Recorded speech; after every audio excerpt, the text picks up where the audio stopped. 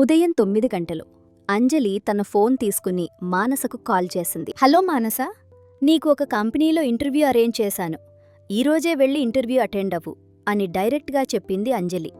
దానికి మానస కొంచెం కంగారుగా, ఏంటంజలి సడన్గా, ఏ కంపెనీ, ఎక్కడా అని అడిగింది. అడ్రస్ డీటెయిల్స్ అన్నీ నీకు మెసేజ్ చేశాను, నువ్వు ముందు అక్కడికి వెళ్ళు, ఆల్ ది బెస్ట్ అని చెప్పి మానసకు మాట్లాడే ఛాన్స్ కూడా ఇవ్వకుండా ఫోన్ పెట్టేసింది అంజలి. ఫోన్ కట్ చేశాక, ఇది మా అన్నయ్య కంపెనీ అని తెలిస్తే అదస్సలు వెళ్ళదు, అందుకే నేనలా మేనేజ్ చేశాను. ఎలాగైనా వాళ్ళిద్దరినీ మళ్లీ కలపాలి అని మనసులో అనుకుంటూ తన ఇంటికి బయలుదేరింది అంజలి. నెల రోజుల తర్వాత ఇంటికి వెళ్తోంది.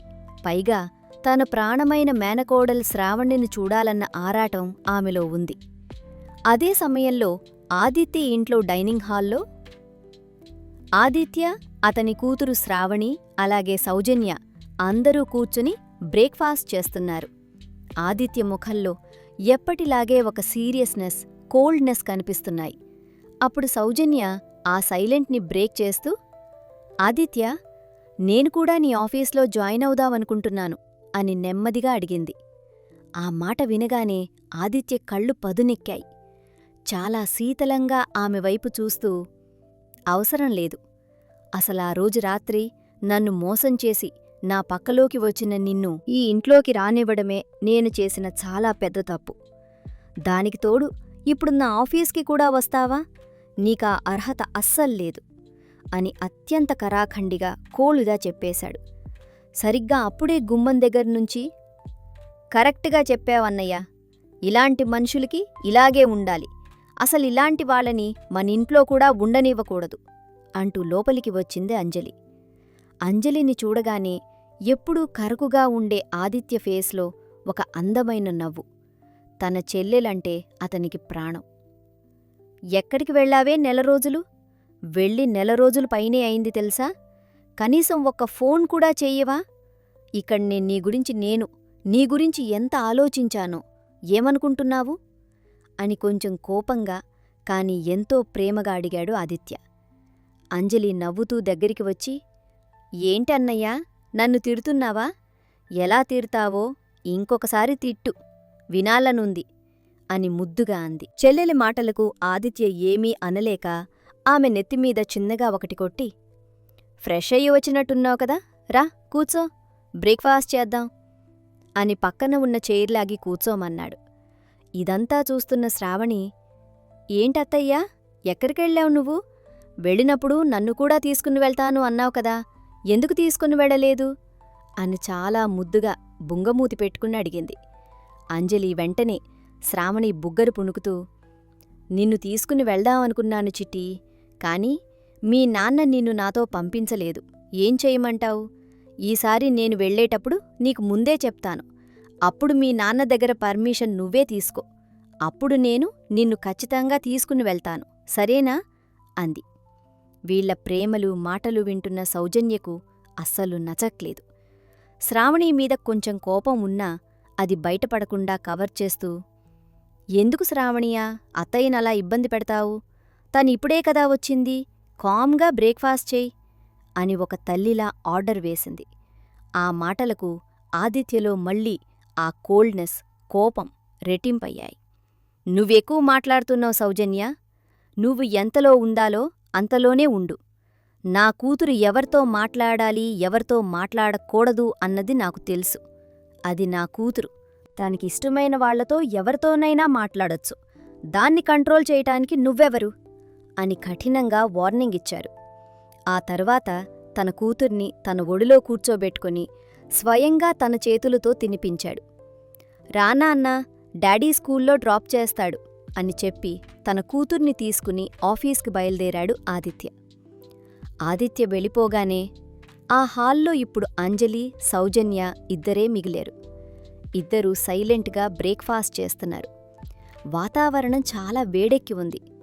సౌజన్య అంజలి వైపు చూస్తూ, ఏంటి, ఎక్కడికి వెళ్లారు ఈ నెల రోజులు అని కొంచెం వెటకారంగా అడిగింది. దానికి అంజలి చిన్నగా నవ్వి, ఇది నా ఇల్లు, నేను ఎప్పుడైనా వెళ్తాను, ఎప్పుడైనా వస్తాను.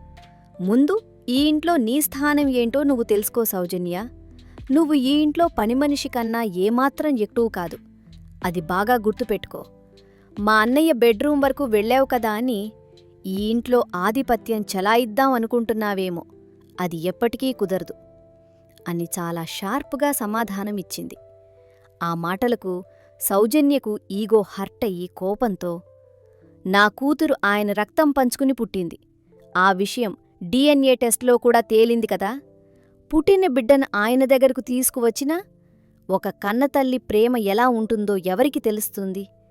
కన్నతల్లలికే కదా దక్కుతుంది. నా కూతురు నాకు కాకుండా పోదు. నన్నిక్కడ్నించి ఎవరూ పంపలేరు, గుర్తుపెట్టుకో అంది. సౌజన్య మాటలకు అంజలి ముఖంలో కోపం రగిలింది. టేబుల్ మీద చేయి వేసి సౌజన్య కలలోకి సూటిగా చూస్తూ, ఇప్పటిదానికి 5 ఏళ్లు సౌజన్య.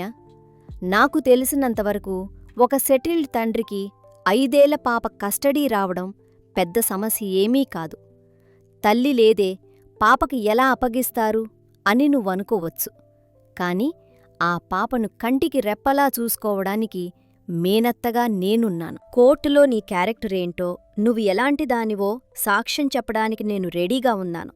నా కూతురు, నా రక్తం అని ఎక్కువ ఎగరద్దు అని ఫైర్ అవుతూ గట్టిగా వార్నింగ్ ఇచ్చి అక్కడ్నించి నడిచింది అంజలి. అంజలికి సౌజన్య అంటే అంత కోపం ఉండటానికి బలమైన కారణం ఉంది. తన బెస్ట్ ఫ్రెండ్ మానస, తన అన్నయ్య ఆదిత్య చిన్నపట్నుంచి ప్రాణ స్నేహితుడు. పెరిగి పెద్దయ్యాక ఒకరినొకరు పిచ్చిగా ప్రేమించుకున్నారు. పెళ్లి కూడా చేసుకోవాలనుకున్నారు. ఆ విషయం అంజలికి కూడా తెలుసు. కాని సడన్గా ఒకరోజు ఈ సౌజన్య వచ్చి ఆదిత్యను మోసం చేసి ఆ శ్రావణిను అతనికి అంటగట్టింది. ఈ కుట్ర వల్లే మానస, ఆదిత్య శాశ్వతంగా విడిపోయారు. అదేకాక మానస అక్కడ తన బిడ్డ కోసం ఎంత కుమిలిపోతుందో అంజలికి తెలుసు. అసలు తనకి ఎవరు పుట్టారో కూడా తెలియలేదు మానసకి. పుట్టిన బిడ్డని ఎవరో హాస్పిటల్లోనే దొంగిలించారు. కొంపతీసి వీళ్లే నా ఫ్రెండ్కి పుట్టిన పిల్లవాణ్ణి చంపేశారా? లేకపోతే ఎక్కడైనా పడేశారా? ఇదంతా ఈ సౌజన్య పనేనా అన్న ఆలోచనలు అంజలి మనసులో ఎప్పటినుంచో తొలిచేస్తున్నా. అవే ఆలోచనలతో రగిలిపోతూ నడుస్తున్న అంజలి మెట్లు ఎక్కుతూనే జేబులోంచి ఫోన్ తీసి ఎవరో ఒకరికి కాల్ చేసింది. మెట్రి ఎక్కుతూనే అంజలి నేరుగా తన అన్నయ్య పర్సనల్ అసిస్టెంట్ సంజయ్కి ఫోన్ చేసింది. సంజయ్, నేనొక అమ్మాయిని ఇంటర్వ్యూకి పంపిస్తున్నాను. అన్నయ్య దగ్గర వర్క్ చేస్తున్న పాత పర్సనల్ సెక్రటరీ రిజైన్ చేసిందని నాకు తెలుసు. అందుకే ఆ పొజిషన్కి నేనొక అమ్మాయిని పంపిస్తున్నాను. తన్ను రాగానే జాబ్ ఇచ్చేయ్, ఓకేనా అని చాలా క్యాజువల్గా కాని ఆర్డర్ వేస్తున్నట్టు చెప్పింది. అవతల వైపు నుంచి సంజయ్ కొంచెం కంగారుగా, ఏంటి మేడం మీరు? నన్ను తీసుకెళ్ళి సింహం నోట్లో తలకాయ పెట్టమంటున్నారా? ఆదిత్య సార్కి నచ్చితేనే తీసుకుంటారు, లేదంటే నేనెలా రిక్రూట్ చేస్తాను మేడం అని అడిగాడు. అంజలి వాయిస్లో షార్ప్నెస్ పెరిగింది. ఆ మాత్రం మేనేజ్ చేయలేవా సంజయ్? ఈ ఒక్కసారికి నాకోసం అడ్జస్ట్ చెయ్యి. అన్నయ్యకు కావలసిన అయ్యకు కావలసిన క్వాలిఫికేషన్స్ అన్నీ ఆ అమ్మాయిలో ఉన్నాయి. ఎలాగైనా సరే ఆ అమ్మాయి ఆ ఉద్యోగంలో ఉండాలి. మా అన్నయ్య పర్సనల్ సెక్రటరీగా ఆ అమ్మాయే ఉండాలి. ఇది నా ఆర్డర్, గుర్తుపెట్టుకో అని గట్టిగా వార్నింగ్ ఇచ్చి ఫోన్ కట్ చేసింది. తన రూంలోకి వెళ్ళి మంచం మీద కూర్చుని, దానికి ఒక పని అయిపోయింది అని దీర్ఘంగా ఊపిరి పీల్చుకుంది అంజలి. తన కూతురు శ్రావణిను స్కూల్లో దింపేసి ఆఫీస్కి చేరుకున్నాడు ఆదిత్య. క్యాబిన్లో కూర్చుని ఫైల్స్ చూసుకుంటుండగా పిఏ సంజయ్ లోపలికి వచ్చాడు. సార్, మీకు పర్సనల్ సెక్రటరీ లేరు కదా, నేనొక అమ్మాయిని సెలెక్ట్ చేశాను. ఆ అమ్మాయి రేపటినుంచి విధుల్లోకి వస్తుంది సార్ అని నెమ్మదిగా చెప్పాడు. ఫైల్ చూస్తున్న ఆదిత్య తల పైకెత్తకుండానే అతని వాయిస్లోని కోల్డ్నెస్ క్యాబినంతా పాకింది. అదేంటి, నన్ను అడగకుండా, నా పర్మిషన్ లేకుండా నువ్వెలా సెలెక్ట్ చేస్తావ్ అని కోపంగా అడిగాడు. సంజయ్ భయపడుతూనే, లేదు సార్, ఆ అమ్మాయి అన్ని రౌండ్స్లోనూ క్వాలిఫై అయింది. మీ రిక్వైర్మెంట్స్కి కరెక్ట్గా సెట్ అవుతుంది, అందుకే సెలెక్ట్ చేశాను సార్ అని చెప్పి ఇంకో మాట మాట్లాడితే ఎక్కడ దొరికిపోతానో అని టెన్షన్తో గబగబా బయటికి వెళ్ళిపోబోయాడు. స్టాప్ దేర్ సంజయ్ ఆదిత్య గొంతు క్యాబిన్లో గర్జనలా వినిపించింది. గుమ్మందాకా వెళ్లిన సంజయ్ వణికిపోతూ ఆగాడు. ఆదిత్య తన కుర్చీలోంచి లేచి అతనివైపు తీక్షణంగా చూస్తూ, నీ లిమిట్స్లో నువ్వుండు సంజయ్. నువ్వు కొంచెం ఎక్కువ మాట్లాడుతున్నావు. నా మాట పూర్తి కాకుండానే బయటికి వెళ్ళిపోవాలని చూస్తున్నావా? నా పర్మిషన్ లేకుండా నా పీఏని డిసైడ్ చేసే రైట్ నీకెవరిచ్చారు? అని చాలా కోల్డ్గా వార్నింగ్ ఇచ్చాడు. సంజయ్ భయంతో తలదించుకుని సైలెంట్ అయిపోయాడు. సరిగ్గా అప్పుడే మానస ఆఫీస్కి వచ్చింది. 5 ఏళ్లలో ఏం జరిగిందో మానసకు తెలియదు. ఇది ఆదిత్య కొత్తగా స్టార్ట్ చేసిన కంపెనీ. ఈ కంపెనీ ఆదిత్యదే అన్న విషయం కూడా మానసకు తెలియదు. తనకేమీ తెలియని అమాయకత్వంతో ఆమె లోపలికడుగుపెట్టింది. ఆదిత్య క్యాబిన్లోంచి భయంగా బయటికి వచ్చిన సంజయ్కి ఎదురుగా మానస కనిపించింది. ఆమెను చూడగానే, మీరేనా అంజలి మేడం పంపించిన అమ్మాయి అని అడిగాడు. మానస కొంచెం రెస్పెక్ట్గా, అవునండి, నా పేరు మానస. నేనింతకు ముందు ఫలానా చోట వర్క్ చేశాను అని తన డీటెయిల్స్ చెప్పబోతుంటే సంజయ్ ఆమెను ఆపి, అవసరం లేదులేండి, అంజలి మేడం అన్నీ చెప్పారు. మీరు రేపటి నుంచే జాయిన్ అయిపోండి. మా బాస్కి పీఏగా చేయాలి. మీకేమేం కావాలో డీటెయిల్స్ అన్నీ నేను చూసుకుంటాను.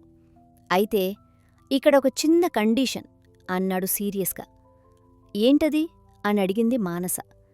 ఇది 4 years కాంట్రాక్ట్ మేడం. ఈ 4 ఏళ్లలో ఏ కారణం చేత మీరు బ్రేక్ చేసినా లేదా మీ తప్పు వల్ల మేం మిమ్మల్ని టర్మినేట్ చేయాల్సి వచ్చినా పెనాల్టీ మీరే పే చేయాల్సి ఉంటుంది. రూల్స్ చాలా స్ట్రిక్ట్గా ఉంటాయి అని చెప్పాడు సంజయ్. దానికి మానస కొంచెం ఆలోచించి, సరేనండి, పర్వాలేదు. నేను కాంట్రాక్ట్ మీద ఇప్పుడే సైన్ చెయ్యాలా, లేక ఒకసారి చదివాక రేపు చేయొచ్చా అని అడిగింది. పర్వాలేదు మానసగారు, ఆ కాంట్రాక్ట్ కాపీ మీకు నేను మెయిల్ చేస్తాను. ఒకసారి పూర్తిగా చదువుకుని రేపు వచ్చేటప్పుడు ఆ పేపర్స్ మీద సంతకాలు చేసి తీసుకురండి అని చెప్పి ఫార్మాలిటీస్ పూర్తి చేశాడు. అవన్నీ పూర్తి చేసుకుని మానస ఇంటికి వచ్చేసింది. అది ఆమె పుట్టి పెరిగిన ఊరు. అమ్మ ఎవరో తెలీదు, నాన్న ఎవరో తెలియదు. అనాథగా ఈ ఊర్లోనే పెరిగింది. ఇప్పుడు తనకంటూ ఎవరూ లేరు. బాల్కనీలో ఒంటరిగా కూర్చుని శూన్యంలోకి చూస్తూ ఆకాశం వంక చూసింది. కళ్ళలో నీళ్లు తిరిగాయి. నా జీవితం ఎందుకిలా అయిపోయింది? పుట్టుకతోనే అనాథను. ప్రేమించినవాడు దూరమయ్యాడు. పేగు తెంచుకుని పుట్టిన బిడ్డ ఏమయ్యాడో ఎక్కడున్నాడో కూడా తెలీదు. నాకంటూ ఈ జీవితంలో కొంచెమైనా హ్యాపీనెస్ ఉండదా దేవుడా అని తనలో తానే కుమిలిపోతూ బాధపడింది. సాయంత్రం స్కూల్ బెల్ మోగింది. ఆదిత్య అప్పటికే స్కూల్ బయట కారు దగ్గర తన కూతురు కోసం వెయిట్ చేస్తున్నాడు. కొద్దిసేపటికి శ్రావణి స్కూల్లోంచి బయటికి రావడం కనిపించింది. తన కూతుర్ని చూడగానే ఎప్పుడూ సీరియస్గా ఉండే ఆదిత్య ముఖంలో ఒక అందమైన నవ్వు. నా బుజ్జి వచ్చేసిందే అంటూ ఆదిత్య 2 చేతులు చాచాడు. శ్రావణి పరిగెత్తుకుంటూ వచ్చి ఆదిత్యను గట్టిగా హగ్ చేసుకుంది. ఆదిత్య ఆమెని ఎత్తుకుని ప్రేమగా ముద్దు పెట్టుకుని కారు వెనక సీట్లో కూర్చోబెట్టి తను కూడా ఆమె పక్కనే కూర్చున్నాడు. డ్రైవర్ కారు ముందుకు పోనిచ్చాడు. కారులో వెళ్తుండగా తండ్రి ఒడిలో కూర్చున్న శ్రావణి చాలా హ్యాపీగా ఉంది. నాన్నా, నీతో ఒక మాట చెప్పాలి అని ముద్దుగా అడిగింది. ఏంటి తల్లీ, చెప్పు అని ఆదిత్య చాలా ప్రేమగా అడిగాడు. నేను అత్తయ్యతో ఉందామనుకుంటున్నాను నాన్నా అని అడిగింది. ఆదిత్యకు కొంచెం ఆశ్చర్యం వేసింది. ఎందుకు తల్లీ, ఇంట్లో ఏమైంది? నీకేమైనా ప్రాబ్లం ఉందా ఇక్కడ అని నెమ్మదిగా అడిగాడు. ఏం లేదు నాన్నా, నాకిక్కడ కొంచెం నచ్చట్లేదు. నేను అత్తయ్యతోనే ఉంటాను. కానీ నేను వెళ్తున్నానని అమ్మకు నువ్వే చెప్పు. అదంతా మీ డెసిషనే అని చెప్పు నాన్నా, ప్లీజ్ అని భయపడుతూ అడిగింది శ్రావణి. ఆ మాట వినగానే ఆదిత్య గుండె బరువెక్కింది. చిన్నపట్నుంచి శ్రావణి తన తల్లి సౌజన్యని చూస్తే ఎందుకంత భయపడుతుందో, ఆమెని ఎందుకు దూరం పెడుతుందో అతనికిప్పటికీ అర్థం కాదు. కూతురి భయాన్ని చూసి, సరే చిట్టి, నేనే నిన్ను మీ మేనత్త దగ్గరికి పంపిస్తున్నానని చెప్తానులే, ఓకేనా అని ధైర్యం చెప్పాడు. ఆ తర్వాత ఏదో గుర్తొచ్చి, అయినా మీ అత్తయ్య ఈరోజు పొద్దున్నే కదా ఇంటికి వచ్చింది, అప్పుడే నీకివన్నీ ఎప్పుడు చెప్పింది? అసలు మీ అత్తయ్య ఎక్కడుంటుంది? వేరే దగ్గరుంటుందా ఏంటి అని ఆశ్చర్యంగా అడిగాడు ఆదిత్య. దానికి శ్రావణి, మధ్యాహ్నం లంచ్ టైంలో అంజలి అత్తయ్య నా దగ్గరికి స్కూల్కొచ్చింది నాన్న. అప్పుడే అన్నీ చెప్పింది. అత్తయ్య వాళ్ళ ఫ్రెండ్ దగ్గరుంటుందట, వాళ్ళిద్దరూ కలిసే ఉంటారు అని చెప్పింది. ఆ తర్వాత మొహం కొంచెం బాధగా పెట్టి, పాపం తెలుసా నాన్న, ఆ ఫ్రెండ్ ఆంటీకి ఒక బేబీ పుట్టిందట. కానీ పుట్టగానే ఆ బేబీని ఎవరో దొంగిలించారట. అత్తయ్య నాతో చెప్పింది అని అమాయకంగా చెప్పింది. ఆ మాట వినగానే ఆదిత్యకు మనసులో ఏదో తెలియని బాధ, ఒక చిన్న అలజడి. ఆ ఆంటీ ఎవరో అతనికి తెలియదు, కాని ఆమె కథ తనకెంతో పరిచయం ఉన్న పాత గాయాన్ని కదిపినట్టు అనిపించింది. నాకిది అంజలి అత్తే చెప్పింది నాన్నా, అంది శ్రావణి చాలా ముద్దుగా. ఆ మాట చెప్పి ఆగకుండా మళ్లీ తనే, మధ్యాహ్నం లంచ్ టైంలో స్కూల్కొచ్చింది కదా నాన్న, అత్త నాకోసం ఫుడ్ కూడా తెచ్చింది. నేనదే తిన్నాను. ఇంట్లో అమ్మ నాకు లంచ్ బాక్స్ పెట్టదు కదా డాడీ, అందుకే నేను రోజు పొద్దున తిని మళ్లీ సాయంత్రం స్కూల్ నుంచి ఇంటికి వచ్చాకే తింటాను కదా అని చాలా క్యాజువల్గా చెప్పింది శ్రావణి. ఆ మాట వినగానే ఆదిత్య షాక్ అయ్యాడు.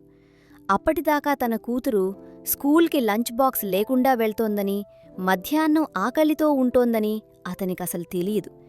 ఇంటినుంచి రోజూ కరెక్ట్గా ఫుడ్ పంపిస్తున్నారనే అతననుకున్నాడు. అదేంటి, రోజు మధ్యాహ్నం ఏమీ తినకుండా అలాగే పస్తులుంటున్నావా నువ్వు అని చాలా కోపంగా గట్టిగా అరిచాడు ఆదిత్య. ఆ అరుపుకి శ్రావణి భయపడిపోయి గజగజ వణికింది.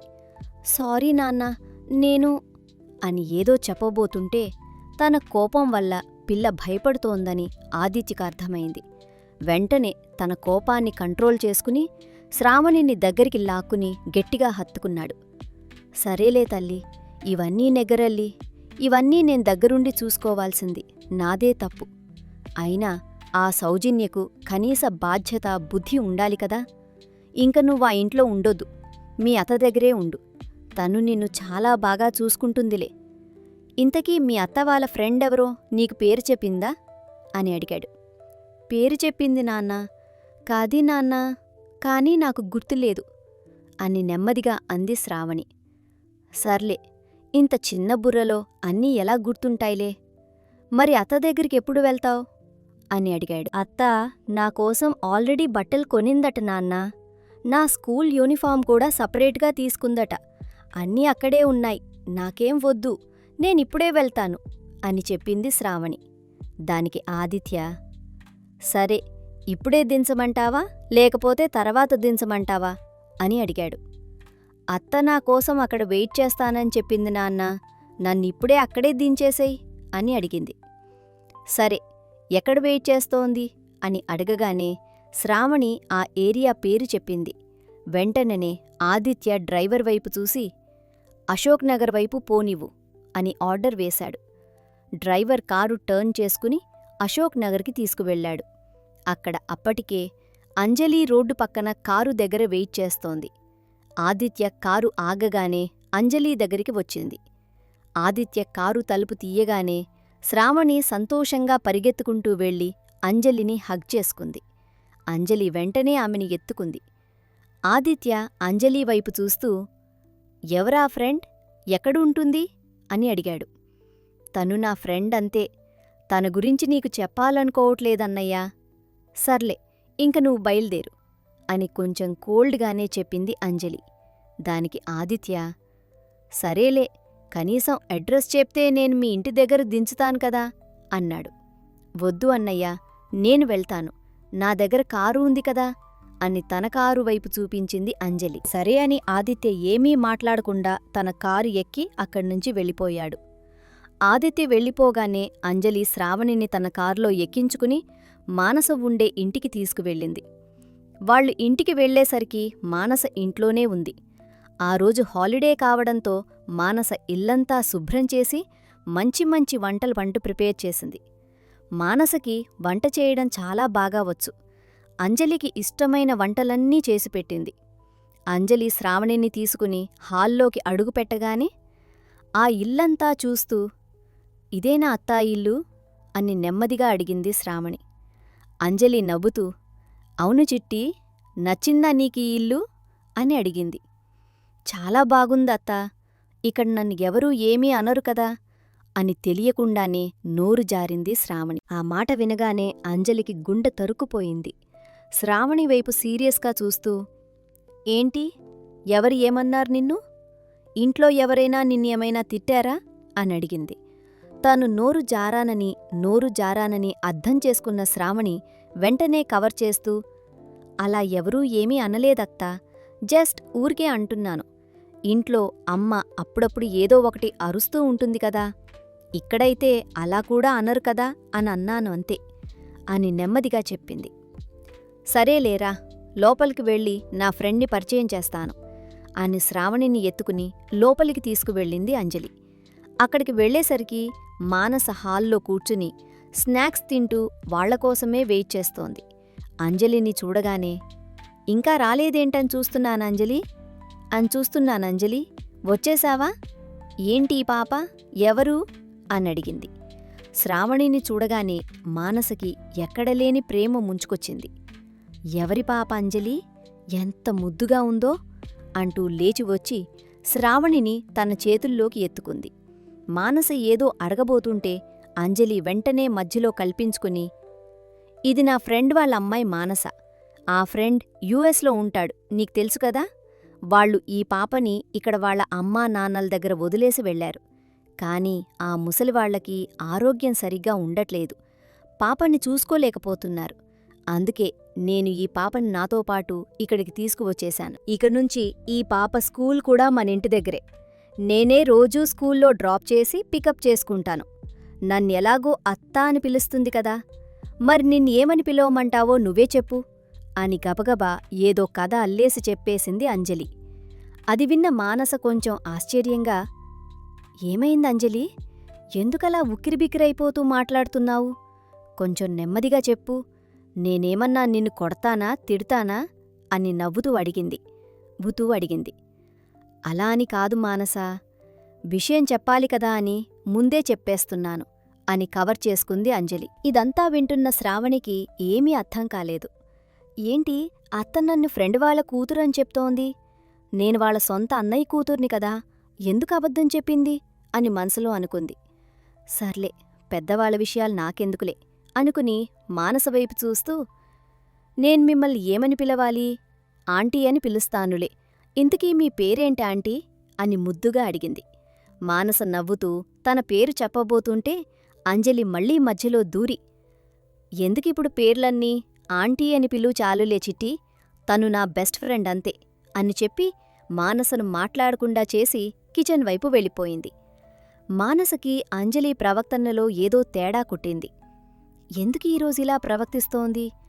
పాప దగ్గర నా పేరు కూడా చెప్పనివ్వట్లేదేంటి అని అనుమానం వచ్చింది. కాని తన బెస్ట్ ఫ్రెండ్ని ఏమీ అనలేక సైలెంట్ అయిపోయింది. ఆ తర్వాత రాత్రి అందరూ కలిసి మానస చేసిన వంటలతో చాలా హ్యాపీగా డిన్నర్ చేశారు.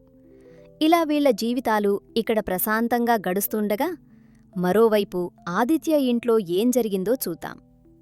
కారు దిగి ఒంటరిగా ఇంట్లోకి వస్తున్న ఆదిత్యను చూసి సౌజన్య ఆశ్చర్యపోయింది.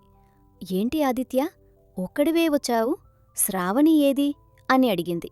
ఆదిత్య ఆమె వైపు చాలా కోల్డ్గా చూస్తూ, ఈ రోజునుంచి శ్రావణి మన దగ్గర ఉండదు, తన మేనత్త అంజలి దగ్గరే ఉంటుంది. ఈ డెసిషన్ నేను ఎప్పుడో తీసుకున్నాను. దానికి తోడు మనం ఇలా ఒకే ఇంట్లో కలిసి ఉండటం ఇక ఏమాత్రం కుదరని పని. కాబట్టి ఈ క్షణమే నువ్వు నా ఇంట్లోంచి వెళ్ళిపోవచ్చు అని ఒకే ముక్కలో తేల్చి చెప్పేశాడు. ఆ మాట వినగానే సౌజన్యకి ఎక్కడలేని కోపం ముంచుకొచ్చింది. ఏం మాట్లాడుతున్నావాదిత్య? నా కూతురు నా దగ్గర ఉండకుండా మీ చెల్లి దగ్గర ఉండటం ఏంటి? దానికి నేనంటే ఎంత ఇష్టమో నీకు తెలుసు కదా.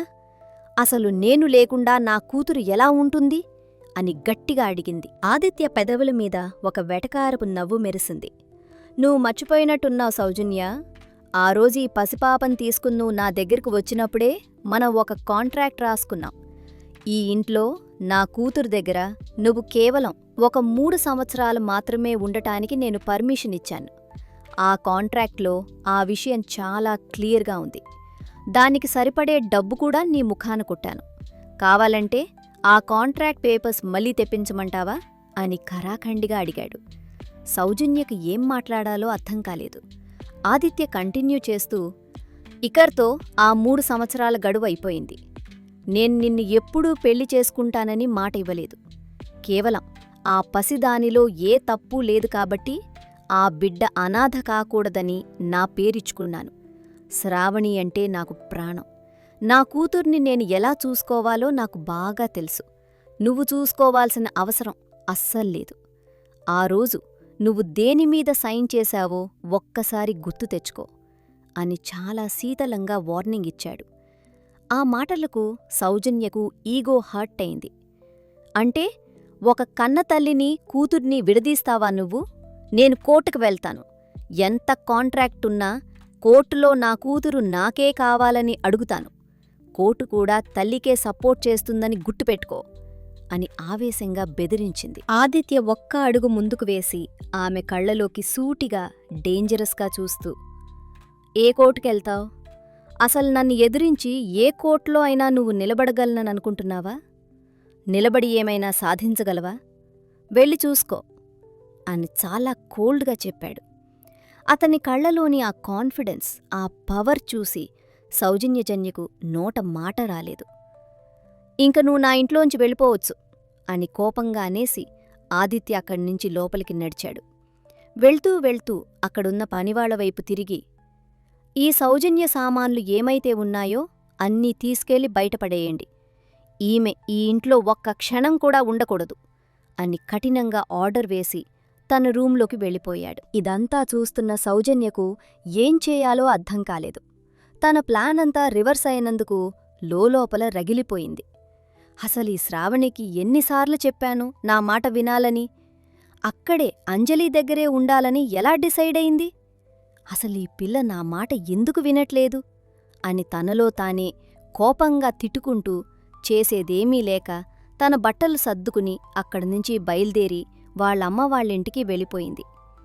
ఇంటికి మొహం మార్చుకుని వచ్చిన సౌజన్యను చూడగానే వాళ్ళమ్మ కాంత, ఏంటే అప్పుడే వచ్చేశావు? అసలు మీరు ఎప్పుడు పెళ్లి చేసుకుంటారు? ఇలా ఎన్నాళ్ళుంటాలుంటావే అని అడిగింది. సౌజన్యకు చిరాకు వచ్చి, ఏంటమ్మా ఎప్పుడూ పెళ్ళి పెళ్ళి అంటావు? నీకా కాంట్రాక్ట్ విషయం తెలీదా? అదంతా అయిపోయింది, నన్నింట్లోంచి గెంటేశాడు అని కోపంగా చెప్పింది. సరిగ్గా అప్పుడే లోపలికి వచ్చిన సౌజన్య వాళ్ల నాన్న కేశవరావు ఆ మాటలు విన్నాడు. ఏంటి కాంట్రాక్ట్ గురించి మాట్లాడుతున్నాడు వాడు? నువ్వేం భయపడకు సౌజన్య, నేనున్నాను కదా. నేను మీ అమ్మ ఇద్దరం వెళ్ళి వాడితో మాట్లాడతాం.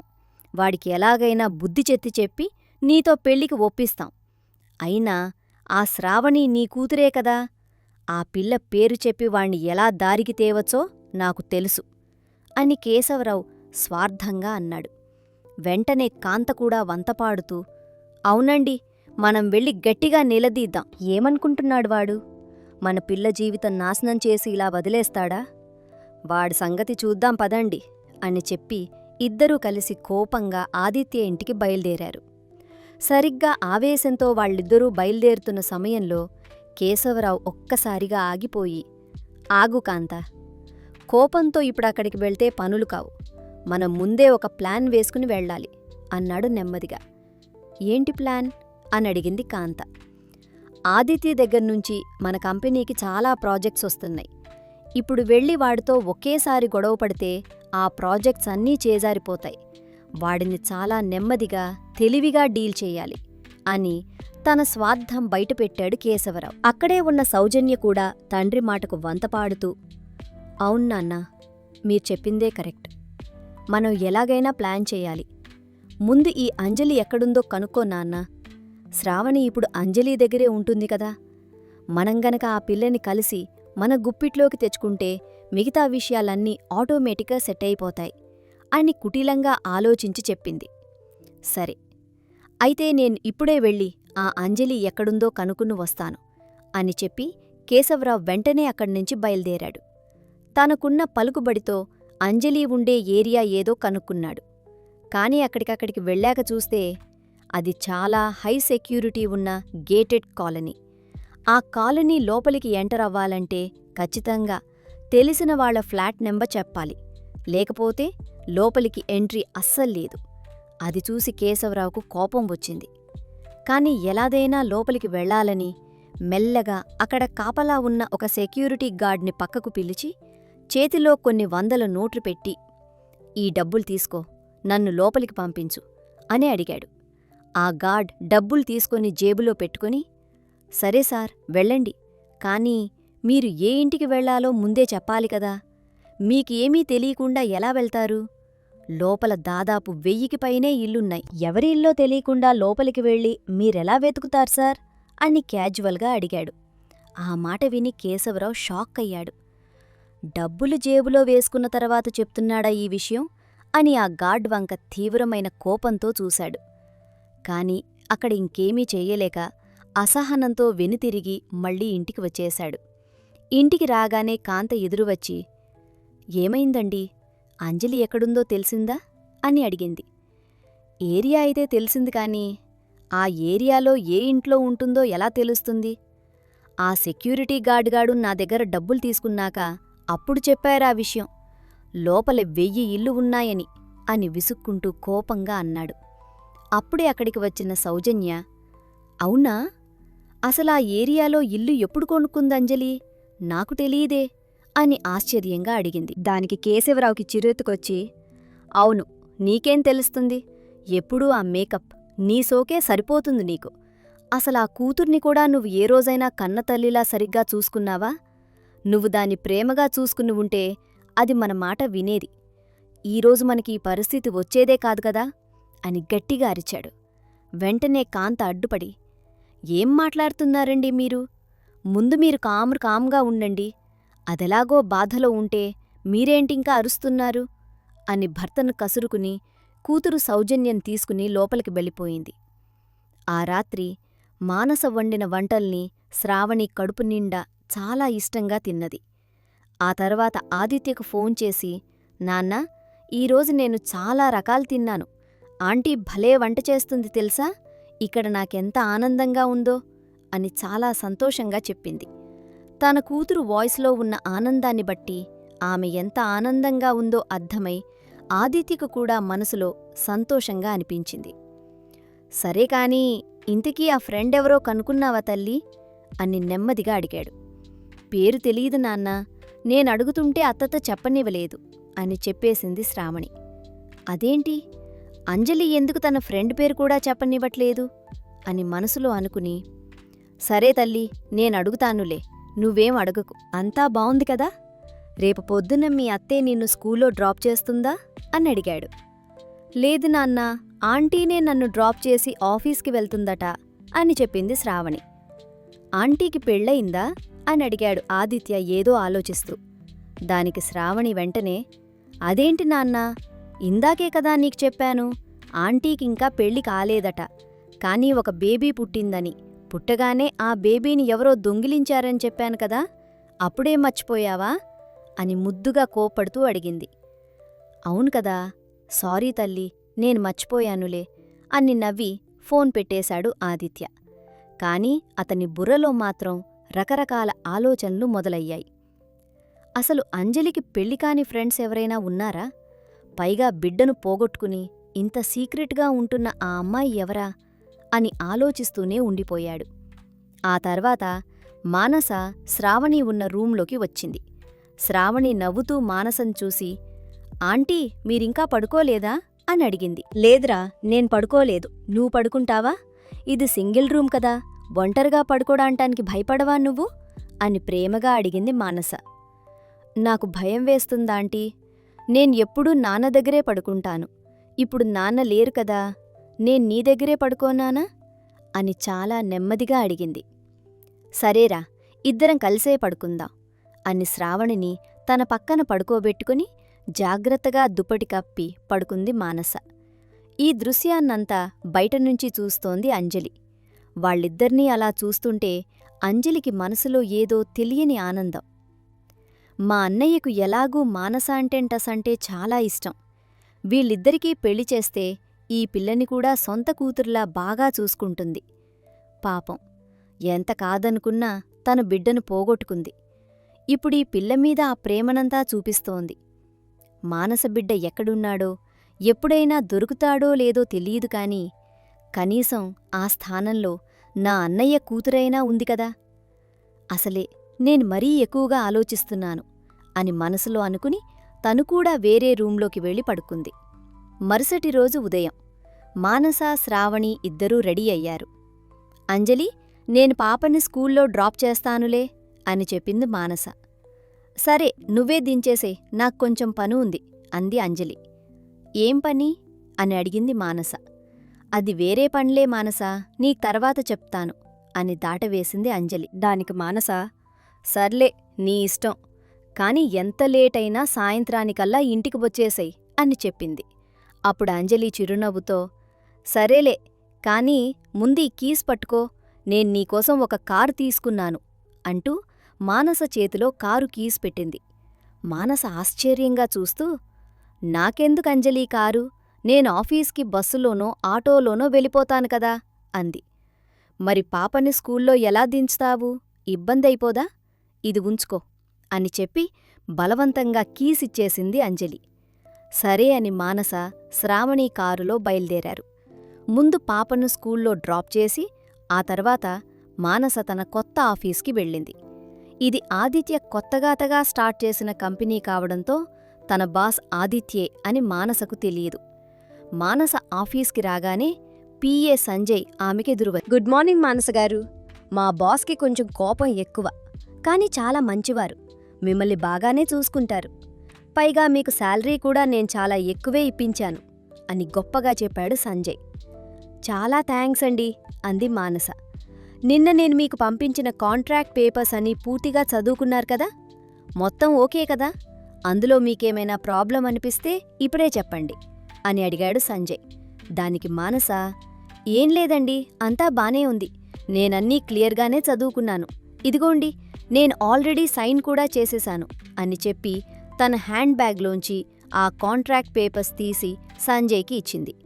సంజయ్ ఆ పేపర్స్ తీసుకుని ఓపెన్ చేసి ఎక్కడెక్కడ సంతకాలు కరెక్ట్గా అయ్యాయో లేదో అని అన్నీ జాగ్రత్తగా చెక్ చేసుకున్నాడు. అన్నీ బాగానే ఉన్నాయి, కాని ఒక దగ్గర మాత్రం మానస సైన్ చేయడం మర్చిపోయింది. మానసగారు, ఇక్కడొక దగ్గర మీరు సైన్ చేయలేదండి అని ఆ పేపర్ చూపిస్తూ అన్నాడు సంజయ్. అవునా, ఎక్కడండి అని అడిగి సంజయ్ చూపించిన ఆ ప్లేస్లో పెన్ తీసుకుని అప్పటికప్పుడే సైన్ చేసేసింది మానస. పేపర్స్ అన్నీ తీసుకుని ఒకసారి సరిచూసుకుని, ఓకేనండి, ఇంక మీరు బాస్ రూంలోకి వెళ్ళొచ్చు అని చెప్పాడు సంజయ్. మానస మెల్లగా డోర్ ఓపెన్ చేసుకుని లోపలికి వెళ్ళింది. అక్కడ టేబుల్ మీద ఫైల్స్ చూసుకుంటూ తలదించుకుని ఉన్నాడు ఆదిత్య. డోర్ ఓపెన్ అయిన చప్పుడు విని అతను తల పైకెత్తి చూశాడు. ఎదురుగా మానస. ఆదిత్యకు ఒక క్షణం తన కళ్ళను తానే నమ్మలేకపోయాడు. ఇది కల, నిజమా అన్నట్టు ఆమె వైపు అలాగే చూస్తూ ఉండిపోయాడు. తెలియకుండానే అతన్ని నోటినుంచి మానసా అన్న మాట బయటికొచ్చింది. ఎన్ని రోజులకి కనిపించావు మానసా అని మనసులో అనుకున్నాడు. మానస కూడా ఆదిత్యను అక్కడ చూసి షాక్ అయింది. ఇది మీ ఆఫీసా అని అడిగింది తలబడుతూ. అవును, ఈ కంపెనీ నాదే. అసలు ఎవరి కంపెనీయో తెలియకుండానే జాయిన్ అయిపోయావా అని అడిగాడు ఆదిత్య. అది అంజలి అని తలబడింది మానస. ఆ పేరు వినగానే ఆదిత్యకు అసలు విషయం అర్థమై మానస వైపు కొంచెం కోపంగా చూశాడు. మానసకి ఇప్పుడు ఏం చెయ్యాలో అర్థం కాలేదు. అంతకుముందే నేను పేపర్స్ మీద సైన్ చేసి ఇచ్చేశాను అంటే ఇప్పుడు నేను 4 సంవత్సరాలు ఇక్కడే ఉండాలా? ఇతనితో కలిసి పనిచేయాలా? నన్ను మోసం చేసి నన్ను కాదని వేరే అమ్మాయితో పడుకున్నవాడితో నేను ఎలా ఉండగలను? నేను రిజైన్ చేసి వెళ్ళిపోవడమే కరెక్ట్ అని మనసులో రకరకాల ఆలోచనలు చేస్తోంది. సరిగ్గా అప్పుడే సంజయ్ లోపలికి వచ్చాడు. సార్, ఈమె మన కొత్త పీఏ మానస. రేపటినుంచి ఈమె ఇక్కడే మీకు అసిస్ట్ చేస్తుంది అని చెప్పాడు. అది వినగానే మానస వెంటనే, నేనీ కంపెనీలో జాబ్ చేయను, ఇప్పుడే రిజైన్ చేద్దామనుకుంటున్నాను అని ఖరాఖండిగా చెప్పింది. ఆ మాటకి సంజయ్ షాక్ అయ్యాడు. ఏంటి, రిజైన్ చేయడమా? ఏం మాట్లాడుతున్నారు మీరు? జాబ్ కావాలని అడిగింది మీరే, ఇచ్చాకిప్పుడు ఎలా వెళ్ళిపోతారు అని అడిగాడు. అంతే, నాకీ జాబ్ వద్దు అని కొంచెం కోపంగానే అంది మానస. సంజయ్కి కూడా కోపం వచ్చి, అలా ఎలా కుదురుతుంది మేడం? మీరు కాంట్రాక్ట్ మీద సైన్ చేశారు, 4 ఇయర్స్ వరకు మీరు వెళ్లడం కుదరదు. ఒకవేళ మీకంతగా వెళ్ళిపోవాలి అనిపిస్తే 2 crores పెనాల్టీ పే చేసి వెళ్ళండండి. అదే మా కంపెనీ రూల్ అని చెప్పాడు. 2 కోట్లా? ఆ మాట వినగానే మానసకి గుండె ఆగినంత పనయింది. షాక్తో ఆదిత్య వైపు చూసింది. ఆదిత్య ముఖంలో ఒక చిన్న నవ్వు కనిపించింది. మానస, మీ పేరు మానసే కదా అని కావాలనే అడిగాడు. అతనలా నవ్వుతూ అడిగేసరికి మానసకి కన్ఫ్యూజన్తో పాటు చెప్పలేనంత కోపం వస్తోంది. నేనింత టెన్షన్ పడుతుంటే వీడు నవ్వుతున్నాడు చూడు అని మనసులో తిట్టుకుంది. ఆదిత్య సంజయ్ వైపు తిరిగి, సంజయ్, మేడంకిక్కడ నా క్యాబిన్లోనే డెస్క్ వేయించు. అలాగే ఏమేం చెయ్యాలో అన్నీ ఒక మెయిల్ చేసి పంపించు. నువ్వు పర్సనల్గా తనకి ఎక్స్ప్లెయిన్ చెయ్యాల్సిన అవసరం లేదు. తనకన్నీ అర్థమవుతాయి అని ఆర్డర్ వేశాడు. సంజయ్కి ఆదిత్య ప్రవర్తన ఏమీ అర్థం కాలేదు కాని, సరే సార్ అని చెప్పి బయటికి వెళ్ళిపోబోయాడు. మానస కూడా వెంటనే అతని వెనకే బయటికి వెళ్ళిపోదామని అడుగులేసింది. మిస్ మానస, ఎక్కడికి వెళ్తున్నారు? మీరిక్కడే ఉండాలి. మీరు జాబ్లో జాయిన్ అయ్యారు కదా, పైగా మీది 24/7 జాబ్.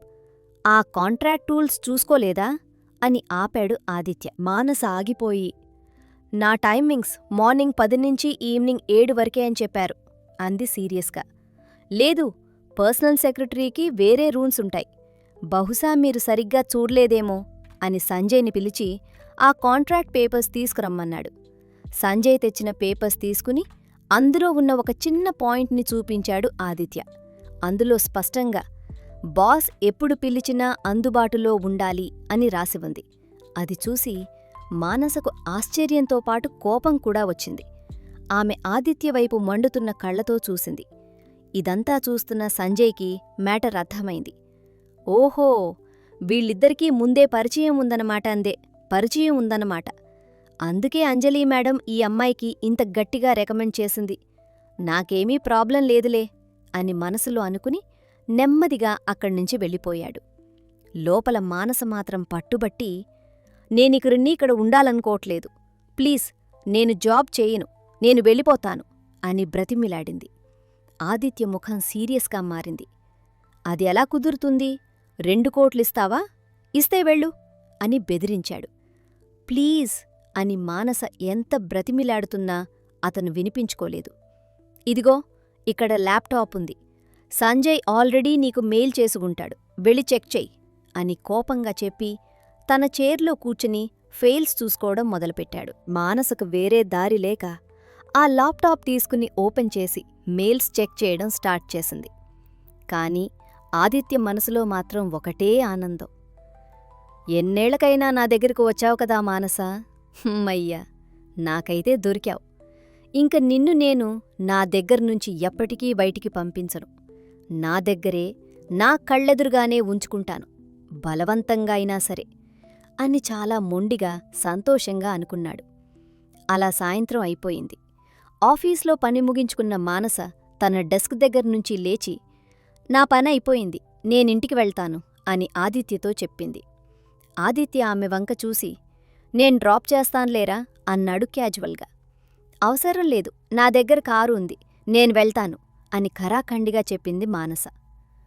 అవునా, కారుంటే ఉండనీలే, నేనూ వస్తాను అని మొండిగా అన్నాడు ఆదిత్య. దానికి మానస కొంచెం ఇబ్బందిగా, నేను డైరెక్ట్గా ఇంటికి వెళ్ళట్లేదు, దారిలో స్కూల్కి వెళ్ళి ఒక చిన్న పాపని పికప్ చేసుకోవాలి అని చెప్పింది. ఆ మాట వినగానే ఆదిత్య మనసులో ఒక రకమైన కోపం, అలజడి మొదలయ్యాయి. ఈ పాప ఎవరు? నన్ను వదిలేసి వెళ్ళి ఇలాంటి టైంలో మీ నాన్న కనిపిస్తే అస్సలు మాట్లాడొద్దు. ఇది నీ గురించే చెప్తున్నాను, గుర్తుపెట్టుకో అని అంజలి ముందుగానే పాప దగ్గర ప్రామిస్ తీసుకుంది. అందుకే శ్రావణి ఏమీ మాట్లాడకుండా వాళ్ల నాన్నవైపు సైలెంట్గా చూస్తూ ఉండిపోయింది. ఆదిత్యకు మ్యాటర్ మొత్తం అర్థమైపోయింది. ఇదంతా ఆ అంజలి ఇచ్చిన ట్రైనింగే అని అనుకుని, సరే ఇల్లెక్కడో చెప్పు అని అడిగాడు ఆదిత్య. మానస వాళ్ళింటి అడ్రస్ చెప్పింది. అక్కడికి వెళ్ళాక ఆ ఇల్లు చూసిన ఆదిత్య, నాకు తెలియకుండా ఆ అంజలి ఇల్లు కూడా కొనేసిందా? దీనికింటికి వెళ్ళాక బాగా క్లాస్ పీకాలి అని మనసులో అనుకున్నాడు.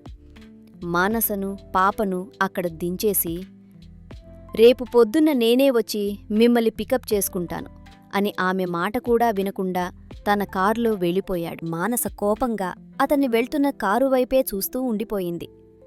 అసలు ఏమనుకుంటున్నాడితను? ఆ రోజు నన్ను మోసం చేసింది సరిపోలేదా? ఇప్పుడు మళ్ళీ నా లైఫ్లోకి వచ్చి ఇంకెలా ఏడిపిద్దామనుకుంటున్నాడు? ఆ సౌజన్యతో నన్ను వదిలేశాడు కదా, మళ్ళీ ఇప్పుడు ఎందుకిలా చేస్తున్నాడు అని తనలో తానే కుమిలిపోయింది. ఆ తర్వాత ఆ ఆలోచనలు పక్కన పెట్టి శ్రావణిని ఎత్తుకుని లోపలికి తీసుకువెళ్ళింది. లోపలికి వెళ్లేసరికి అంజలి తీరిగ్గా కూర్చుని చికెన్ తింటూ ఉంది. అంజలిని చూడగానే మానసకు విపరీతమైన కోపం వచ్చింది. తనకి నిజం దాచిపెట్టి కావాలనే వాళ్ళ అన్నయ్య దగ్గరికి పీఏగా పంపించిందన్న విషయం ఉదయం ఆఫీస్కి వెళ్ళాకే మానసకు తెలిసింది. తమ గతం, అక్కడ జరిగినదంతా తెలిసి కూడా తనను కావాలనే అక్కడికి పంపించిందన్న కోపంతో, ఏమే, కావాలనే నన్ను మీ అన్నయ్య దగ్గర పీఏగా పంపించావా? నా లైఫ్లో జరిగింది సరిపోలేదా? ఇంకా ఏం జరగాలని నన్నక్కడికి పంపావు? అంటూ అరుస్తూ అంజలిని కొట్టటానికి పరిగెత్తింది. మానస కోపం చూసి భయపడిన అంజలి, నన్ను కొట్టొద్దు, ప్లీజ్, నువ్వు నన్ను కొట్టకూడదు అని అరుస్తూ ఇల్లంతా తిరగడం మొదలుపెట్టింది. ఇదంతా చూస్తున్న బుజ్జికి భలే నవ్వొచ్చింది. చివరికి మానస ఆగకపోయేసరికి, అవును మానస, కావాలనే చేశాను. నీకు పుట్టిన బిడ్డని ఎవరో దొంగిలించారు కదా, ఆ బిడ్డని నువ్వు వెతుక్కోవాలి కదా. అలా వెతకాలంటే నీకు బాగా డబ్బు కావాలి. నీకింత ఎక్కువ శాలరీ వస్తేనే కదా మనం ఎవరినైనా పెట్టి నీకు పుట్టిన బిడ్డను ఎవరు ఎత్తుకుపోయారన్నది వెతకగలం. అయినా మా అన్నయ్య దగ్గరే కదా నేను జాబ్ ఇప్పించింది, బయట ఎవరిదగ్గరో కాదు కదా. ఎవరిదగ్గరో ఇప్పించినట్టు ఎందుకలా బిహేవ్ చేస్తున్నావు? మా అన్నయ్య మరీ అంత చెడ్డవాడు కాదని నీకు బాగా తెలుసు కదా. ఈ శాలరీతో నువ్వు నీ బిడ్డను ఖచ్చితంగా వెతుక్కోవచ్చు అని సర్ది చెప్పడానికి ట్రై చేసింది అంజలి. మానస కొంచెం కోపంగానే, ఇంతకీ మీ అన్నయ్య సింగిలా? ఆ సౌజన్య ఏమైంది అని అడిగింది. మా అన్నయ్య ఇంకా సింగిలే మానస, పెళ్లి చేసుకోలేదు. ఆ రోజు ఏదో తప్పు జరిగిపోయింది. అయినా అందులో మా అన్నయ్య తప్పేమీ లేదు. ఆ సౌజన్యే ఏదో మత్తుమందు కలిపేసింది, అందుకే అలా జరిగింది. నిజం చెప్తున్నాను, నమ్ము అని మానస దగ్గరికి రావడానికి ట్రై చేసింది అంజలి. అబ్బా వదులన్నయ్య, ఏం చేస్తున్నావు? నేను నీ గురించే కదా ఇదంతా చేస్తోంది అని గిలిగిలలాడింది అంజలి. ఆదిత్య ఆమెను వదిలేసి, సర్లే, ఇంతకీ ఈ 6 సంవత్సరాలుగా మానస లైఫ్లో ఏం జరిగింది? అసలు విషయాలన్నీ నాకు పూసుగుచ్చినట్టు చెప్పు అని నిలదీశాడు. అప్పుడు మానస తనతో చెప్పిందంతా అంజలి ఆదిత్యకు చెప్పింది. ప్రెగ్నెన్సీ విషయం కూడా చెప్పేసరికి, ఏంటి, మానస ప్రెగ్నెంట్ అయిందా అని షాక్ అవుతూ అడిగాడు. అవునన్నయ్య, తనకి ఒక బిడ్డ పుట్టాడు. కాని ఎవరో ఆ బిడ్డను దొంగిలించారట. ఎంత వెతికినా దొరకలేదట. ఆ బాధలో కుమిలిపోతోంది. అందుకే మన బుజ్జిని నా వెంట తీసుకుని వెళ్ళాను. శ్రావణి తన దగ్గరికి వచ్చినప్పటినుంచి మానస చాలా ఆనందంగా ఉంటోంది అని చెప్పింది అంజలి. అంటే ఆ బిడ్డ నా బిడ్డేనా అని ఆదిత్య అడగబోయి ఆగిపోయాడు. అతని మైండ్లో ఒక పెద్ద సుడిగుండం మొదలైంది. మానస ప్రెగ్నెంట్ అవడమేంటి? అసలు మేమిద్దరం ఎప్పుడూ అంత ఫిజికల్ కాలేదు కదా, మరి ప్రెగ్నెన్సీ ఎలా వచ్చింది? ఖచ్చితంగా నాకు తెలియకుండా ఏదో చాలా పెద్ద కుట్రే జరిగింది అని మనసులో అనుకున్నాడు. దీని వెనుక ఉన్న అసలు నిజం ఎలాగైనా తెలుసుకోవాలని డిసైడ్ అయ్యాడు. అంజలి వైపు తిరిగి, సర్లే, నీతో తర్వాత మాట్లాడతాను, నువ్వెళ్ళు అని చెప్పి దీర్ఘంగా ఆలోచిస్తూ తన రూంలోకి వెళ్ళిపోయాడు ఆదిత్య. తన గదిలో ఒంటరిగా ఉన్న ఆదిత్య ఆలోచనల్లో పడ్డాడు. అసలు 6 సంవత్సరాల క్రితం ఏం జరిగింది? నాకే తెలియకుండా నేనేదైనా మిస్ అయ్యానా అని తనలో తానే తీవ్రంగా ఆలోచిస్తున్నాడు. సరిగ్గా అప్పుడే కింద నుంచి ఎవరో గట్టిగట్టిగా అరుస్తున్న శబ్దాలు వినిపించాయి. ఏం జరిగిందా అని తలుపు తీసి బయటికి రాబోతుంటే వగర్చుకుంటూ ఒక పనిమనిషి పైకి పరిగెత్తుకుంటూ వచ్చింది. సార్, కింద ఎవరో వచ్చారు. సౌజన్య మేడం కూడా ఉన్నారు. వాళ్లతో పాటు వచ్చిన వాళ్లు బాగా అరుస్తున్నారు. మీరే తొందరగా రండి సార్ అని కంగారుగా చెప్పింది. ఆ మాట వినగానే ఆదిత్యకు చిర్రెత్తుకొచ్చింది. మళ్ళీ ఎందుకు వచ్చింది ఇది? వీళ్ళరుపులేంటి నా ఇంట్లో అని కోపంగా మెట్లు దిగి కిందకి వచ్చాడు. కాని మానస వినకుండా, అయినా సరే నేనా ఆఫీస్లో ఉండను. వాళ్ళ గురించి తెలుసు కదా, చిన్నప్పటినుంచి నన్ను ఎంత ఏడిపించారో. మళ్ళీ ఇప్పుడిదొకటా నాకు అని ఏడుస్తూ అంది. అంజలి నెమ్మదిగా మానస భుజంమీద చెయ్యేసి, లేదు మానస, ఒకసారి ఆలోచించు. మా అన్నయ్య నిన్ను చిన్నప్పటినుంచి ఎంత ప్రేమించాడు. నీకు ఏం కావాలంటే అది ఇచ్చాడు కదా. ఒక్క తప్పుకి నువ్వు మా అన్నయ్యకు 6 సంవత్సరాలుగా శిక్ష వేస్తూనే ఉన్నావు. ఇప్పుడు ఇలా చేయటం రాంగ్ కదా, నువ్వే ఆలోచించు అని చెప్పింది. ఆ మాటలకు మానస తలదించుకుని కన్నీళ్లు తుడుచుకుంది. కొంచెం ట్రై చేయి మానసా అని అంజలి బ్రతిమిలాడేసరికి సరే అన్నట్టుగా సైలెంట్గా తన రూంలోకి వెళ్ళిపోయింది మానస. మరుసటి రోజు ఉదయం, ఎలాగైతేనేం మళ్ళీ ఆఫీస్కి వెళ్ళక తప్పదు అని మానస రెడీ అయింది. ఆదిత్య అప్పటికే కారు తీసుకుని అంజలి వాళ్ల ఇంటి దగ్గరికి వచ్చి ఆగాడు. మానస, శ్రావణి ఇద్దరూ వచ్చి కారులో కూర్చున్నారు. డ్రైవింగ్ చేస్తున్న ఆదిత్య అద్దంలోంచి వెనక కూర్చున్న వాళ్ళిద్దర్నీ చూస్తుంటే అతని గుండెల్లో ఏదో తెలియని అలజడి. ఎప్పుడూ శ్రావణి నాకు సౌజన్యలా అనిపించలేదు. నా పోలికలు వచ్చాయేమో అనుకున్నాను. కాని ఇదేంటి, మానస పోలికలు, శ్రావణి పోలికలు అచ్చుగుద్దినట్టు ఒకేలా కలుస్తున్నాయేంటి అని ఒక నిమిషం ఆశ్చర్యపోయాడు. సర్లే, నేనే ఎక్కువగా ఆలోచిస్తున్నట్టున్నాను అనుకుని ఆ థాట్ని పక్కన పెట్టేసి స్కూల్ దగ్గర పాపను దించేసి ఆఫీస్కి బయలుదేరాడు. ఆఫీస్కి వెళ్ళాక ఆ రోజంతా ఆదిత్య ప్రవర్తన చాలా ప్రొఫెషనల్గా ఉంది. మానసతో కేవలం ఆఫీస్ విషయాలు మాత్రమే మాట్లాడాడు తప్ప పర్సనల్ విషయాలు ఏమీ కదపలేదు. దానివల్ల మానస కూడా కొంచెం రిలీఫ్ ఫీలైంది. సాయంత్రం మానసని ఇంటి దగ్గర డ్రాప్ చేశాక ఆదిత్య నేరుగా తన ఇంటికి, సొంత ఇంటికి వెళ్ళిపోయి అంజలికి ఫోన్ చేశాడు. అంజలి, నువ్వెంటనే ఇంటికిరా, నేను నీతో మాట్లాడాలి అని కొంచెం కోపంగా సీరియస్గా ఆర్డర్ వేశాడు. ఆ గొంతులో ఉన్న సీరియస్నెస్కి భయపడుతూనే ఇంటికి వచ్చింది అంజలి. హాల్లో కూర్చున్న ఆదిత్య చెల్లి లోపలికి రాగానే కోపంగా వెళ్ళి ఆమె చెవి పట్టుకుని గట్టిగా మెలిపెట్టాడు. నువ్వు చాలా పెద్దదానివైపోయావు కదా, నాకే ఏ విషయమూ చెప్పకుండా దాస్తున్నావా అని కోపంగా తిట్టాడు. బాడీగార్డ్స్ వెంటనే వచ్చి వాళ్లందర్నీ లాక్కుంటూ బయటికి తీసుకుపోతుంటుంటే సౌజన్య వాళ్ల చేతుల్లోంచి గింజుకుంటూ, నేను నిన్ను వదల్లు ఆదిత్య, నా బిడ్డను నీ దగ్గర ఉంచుకుని మానసికంగా నన్ను ఇంత దారుణంగా ఏడిపిస్తిపిస్తున్నావా, నిన్ను అస్సలు వదిలిపెట్టను అంటూ వాళ్లు గేటు బయట పడేసేంతవరకు అరుస్తూనే ఉంది. అవమానంతో రగిలిపోతూ గేటు బయటపడిన సౌజన్యకు ఏం చెయ్యాలో అర్థం కాలేదు. అమ్మా, మనం వెంటనే కోర్టులో కేసు వేద్దాం అంది కోపంగా. కేవలం కోర్టు కాదు సౌజన్య, ముందు మనకు మీడియా కావాలి. మీడియాని మన గుప్పిట్లో పెట్టుకుంటే మనం జరగాలనుకున్న పనులన్నీ ఇట్టే జరుగుతాయి అని కుటిలంగా చెప్పాడు కేశవరావు. వెంటనే వాళ్లు అక్కడికక్కడే ఆదిత్య ఇంటి బయటే ఒక ప్రెస్ మీట్ పెట్టించారు. కెమెరాల ముందు సౌజన్య ఏడుస్తూ నానా హంగామా చేసింది. నా కూతుర్ని నా నుంచి దారుణంగా దూరం చేశారు. ఒక కన్నతల్లిగా నేను ఏం చెయ్యాలి, నాకు న్యాయం కావాలి అని మొత్తుకుంటూ సింపతీ క్రియేట్ చేసింది. ఆ వీడియోని వాళ్ల మనుషులతో సోషల్ మీడియాలో బాగా వైరల్ చేయించారు. ఆ రోజు రాత్రికల్లా ఆ న్యూస్ అన్ని ఛానల్స్లో, ఫోన్స్లో వైరల్ అయిపోయింది. అదే సమయంలో తన ఫోన్ చూసుకుంటున్న మానసకు కూడా ఆ వైరల్ న్యూస్ కనిపించింది. ఏంటిది అని ఓపెన్ చేసి చూసేసరికి అందులో ఆదిత్య, సౌజన్యల ఫోటోలు, వాళ్ల కూతురు గురించిన గొడవ ఉన్నాయి. మానసకు గుండె ఆగినంత పనైంది. ఆదిత్యకు కూతురుందా అని ఆశ్చర్యపోతూ ఉండగానే ఒక్కసారిగా ఆమె కళ్ళు పక్కనే ఆడుకుంటున్న శ్రావణి మీద పడ్డాయి.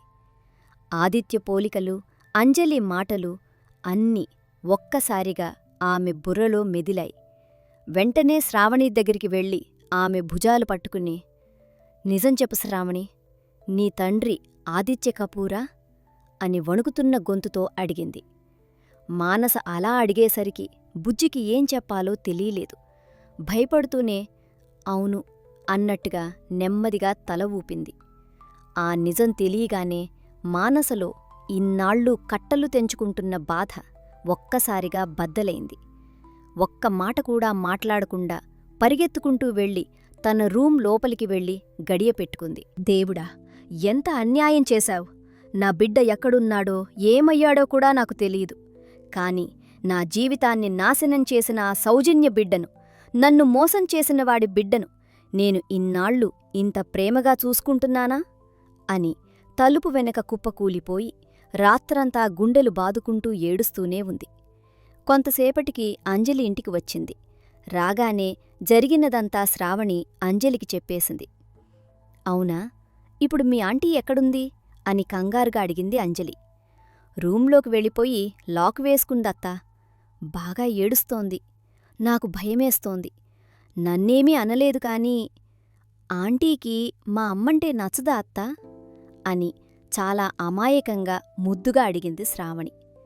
పాప మాటలకు అంజలి మనసు పరిగిపోయి దగ్గరికి తీసుకుంది. మీ అమ్మ అంత మంచిది కాదురా చిట్టి. నేను నీకు ఈ మాట చెప్పకూడదు కాని అదే నిజం అని నెమ్మదిగా అంది అంజలి. అవునత్తా, మా అమ్మ మంచిది కాదు అని శ్రావణి కూడా నెమ్మదిగా తల ఊపింది. సర్లే, ఇవన్నీ నీకెందుకులే కాని నువ్వెళ్ళి సోఫాలో కూర్చో, నేను మీ ఆంటీతో మాట్లాడతాను అని శ్రావణిని పంపించి మానస రూం తలుపు తట్టడానికి వెళ్ళింది అంజలి. మానస గది తలుపు మూసి ఉండటంతో అంజలి కంగారుగా డోర్ కొడుతూ, ప్లీజ్ మానసా, ఒక్కసారి తలుపు తీయి, నేను నీకు అన్నీ ఎక్స్ప్లెయిన్ చేస్తాను ప్లీజ్ అని బ్రతిమిలాడింది. లోపల కుమిలి కుమిలి ఏడుస్తున్న మానస ఉలికిపడి, ప్లీజ్ అంజలి, నేనిప్పుడు నీతో మాట్లాడే పరిస్థితిలో లేను. నా మనసేం బాలేదు. ప్లీజ్ నన్ను అర్థం చేసుకో. ఇక్కడ్నుంచి వెళ్ళిపో. నేను కొంచెం కుదుటపడ్డాక తర్వాత మాట్లాడతాను. నువ్వేమీ కంగారు పడకు, నేను బాగానే ఉన్నాను అని ఏడుస్తూనే చెప్పింది. మానస మాటలకు అంజలికి భయమేసింది. వెంటనే ఆదిత్యకి ఫోన్ చేసి, అన్నయ్య, మానస తలుపు తీయట్లేదు, లోపల గడియ పెట్టుకొని ఏడుస్తోంది అని కంగారుగా చెప్పింది. ఆ మాట వినగానే ఆదిత్యకి కంగారు వచ్చి, ఏమైందసలు? నువ్వు క్లారిటీగా చెప్పు నాకు అని అడిగాడు. దానికి అంజలి, శ్రావణి నాతో చెప్పిందన్నయ్య, మానస ఫోన్లో ఏదో వీడియో చూసిందట. ఆ వెంటనే బుజ్జి దగ్గరికి వెళ్ళి, నువ్వు ఆదిత్య కపూర్ కూతురువా అని అడిగిందట. దానికి మన బుజ్జి అవును అని చెప్పిందట. దాని తర్వాతే మానస వెళ్ళి రూం తలుపు గడియ పెట్టుకుంది అని చెప్పింది. ఆ మాటలు విన్న ఆదిత్యకు మ్యాటర్ మొత్తం అర్థమైపోయింది. అంటే ఆ సౌజన్య పెట్టిన ప్రెస్ మీట్ వల్లే ఇదంతా జరిగిందన్నమాట. అసలు ఈ సౌజన్యని అని మనసులో కోపంతో రగిలిపోయాడు. ఆ తర్వాత కొంచెం శాంతించి, అయినా ఈ విషయం రేపైనా మాపైనా మానసకి తెలియాల్సిందే కదా, ఇప్పుడు తెలిస్తే ఏముందిలే అని మనసులో అనుకున్నాడు. బయటికి అంజలితో మాత్రం, సర్లే, చూస్తే చూసిందిలే ఆ వీడియో. తను రేపు మార్నింగ్ ఎలాగైనా ఆఫీస్కైతే వస్తుంది కదా, వచ్చాక నేను మాట్లాడతాన్లే, నువ్వేమీ కంగారు పడకు. కాని రాత్రి కొంచెం జాగ్రత్తగా తనని కనిపెట్టుకుని ఉండు చాలు అని చెప్పి ఫోన్ పెట్టేశాడు.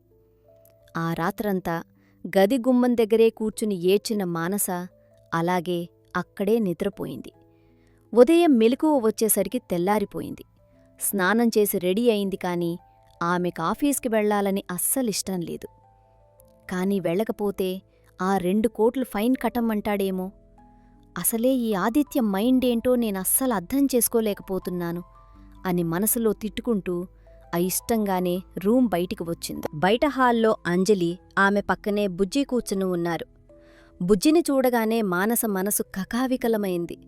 పాప దగ్గరికి వెళ్లలేక అలా దూరం నుంచే చూస్తూ, నాకే ఎందుకిలా జరిగింది దేవుడా అని మనసులో కుమిలిపోతూ వాళ్లతో ఒక్క మాట కూడా మాట్లాడకుండా ఆఫీస్కి బయలుదేరి వెళ్ళిపోయింది. ఇదంతా చూస్తున్న అంజలికి కూడా చాలా బాధగా అనిపించింది. కాని తనేమీ చేయలేని పరిస్థితి. సరే, బుజ్జిని స్కూల్లో దించుదాం అని అంజలి అనుకుంటుండగానే ఆదిత్య నుంచి కాల్ వచ్చింది. హా, అన్నయ్య చెప్పు అంది అంజలి. అంజలి, ఈరోజు నువ్వు బుజ్జిని స్కూల్కి తీసుకుని వెళ్ళొద్దు.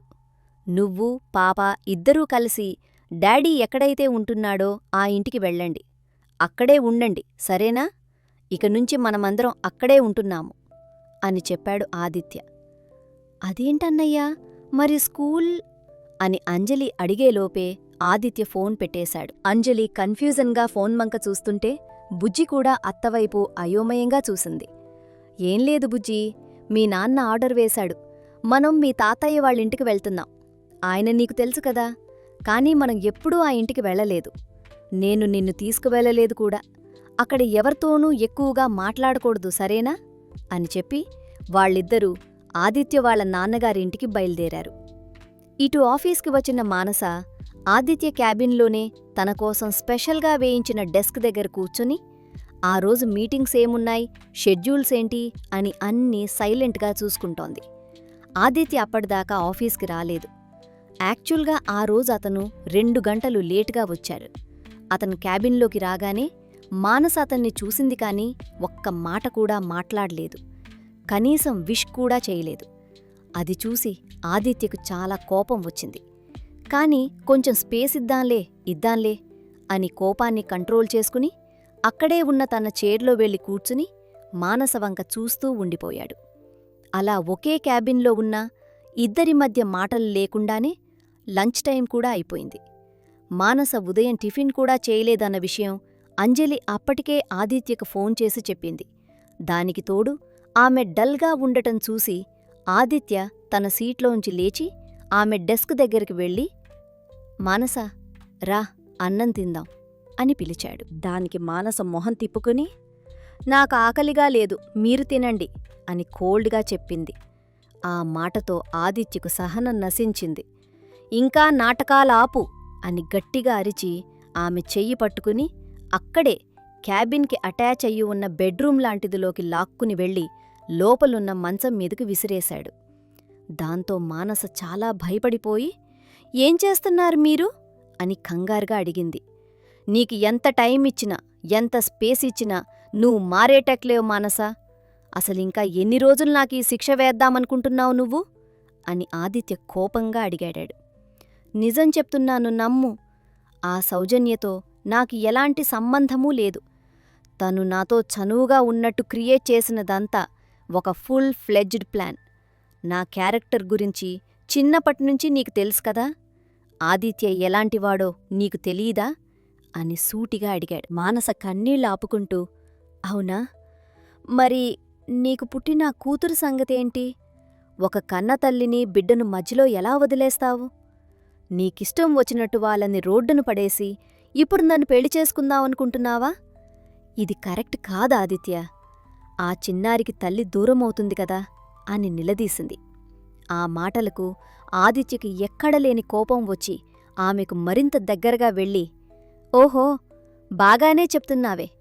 మరి నిన్ను, నీకు పుట్టిన బిడ్డను వదిలేయమంటావా చెప్పు. నువ్వు ఏ సిచ్యువేషన్లో ఉన్నావో కనీసం ఆలోచించకుండా సౌజన్య గురించి నాకు నీతులు చెప్తున్నావు. ఆ సౌజన్య నన్ను మోసం చేసింది సరే, మరి నువ్వు నన్నెలా మోసం చేశావు మానసా? నాకు తెలిసినంతవరకు మనమిద్దరం ఎప్పుడూ ఫిజికల్ అవ్వలేదు కదా. మరి నీకు ప్రెగ్నెన్సీ ఎలా వచ్చింది అని గట్టిగా నిలదీశాడు ఆదిత్య. ఆ మాటలకు మానసకు ఎక్కడలేని కోపం వచ్చి, అయినా నా ప్రెగ్నెన్సీతో నీకేంటి సంబంధం? నా బిడ్డకు తండ్రివి నువ్వు కాదు కదా అని గట్టిగా అరిచి చెప్పింది. దానికి ఆదిత్య కూడా అంతే కోపంగా, అవునా, కరెక్టే, నీ బిడ్డకి తండ్రిని నేను పాదులే అని గట్టిగానే అన్నాడు.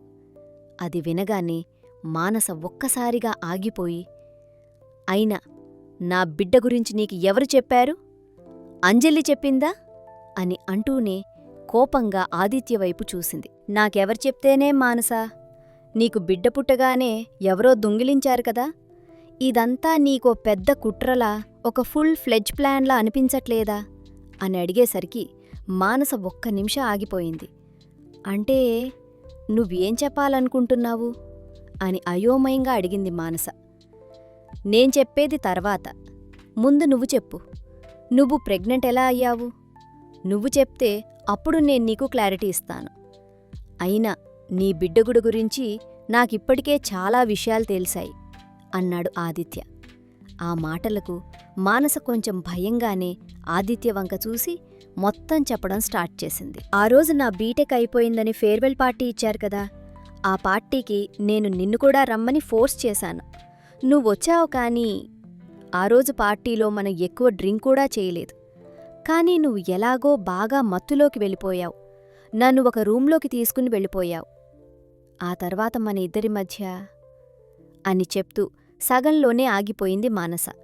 నేను వింటున్నాను, కంటిన్యూ చెయ్యి అన్నాడు ఆదిత్య కొంచెం కోపంగానే.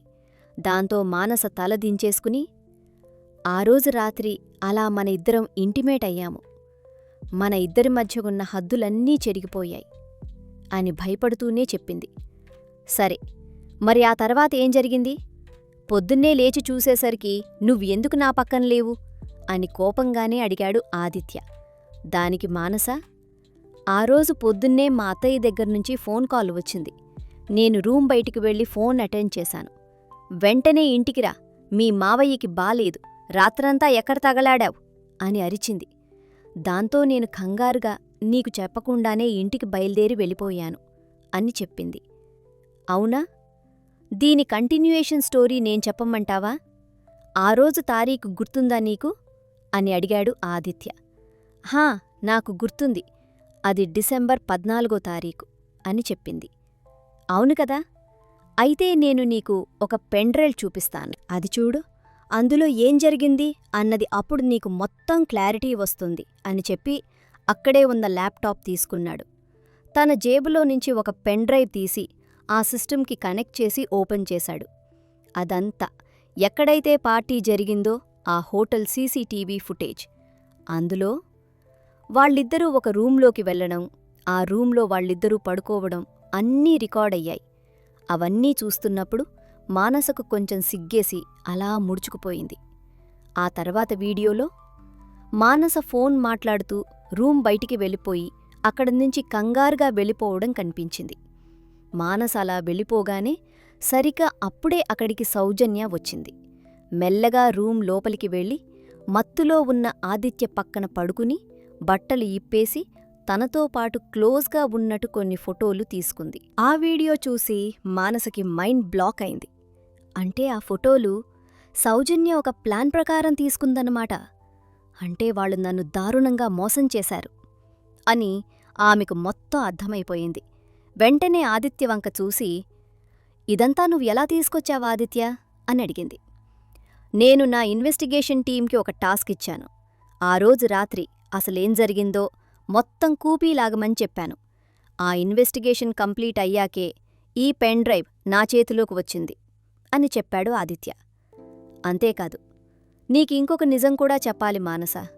ఈ విషయం మొత్తం తెలిసాకే ఈరోజు పొద్దున్న నేను ఆఫీస్కి రాగానే ఫైల్ కోసం నీ డెస్క్ దగ్గరికి వచ్చాను, గుర్తుందా? అప్పుడే నీకు తెలియకుండా నీ తల నుంచి ఒక వెంట్రుక తీసుకున్నాను. వెంటనే సంజయ్ని పిలిచి నీ డిఎన్ఏ శాంపిల్ అలాగే నా కూతురు శ్రావణి డిఎన్ఏ శాంపిల్స్ 2 ల్యాబ్కి పంపించి టెస్ట్ చేయమని చెప్పాను.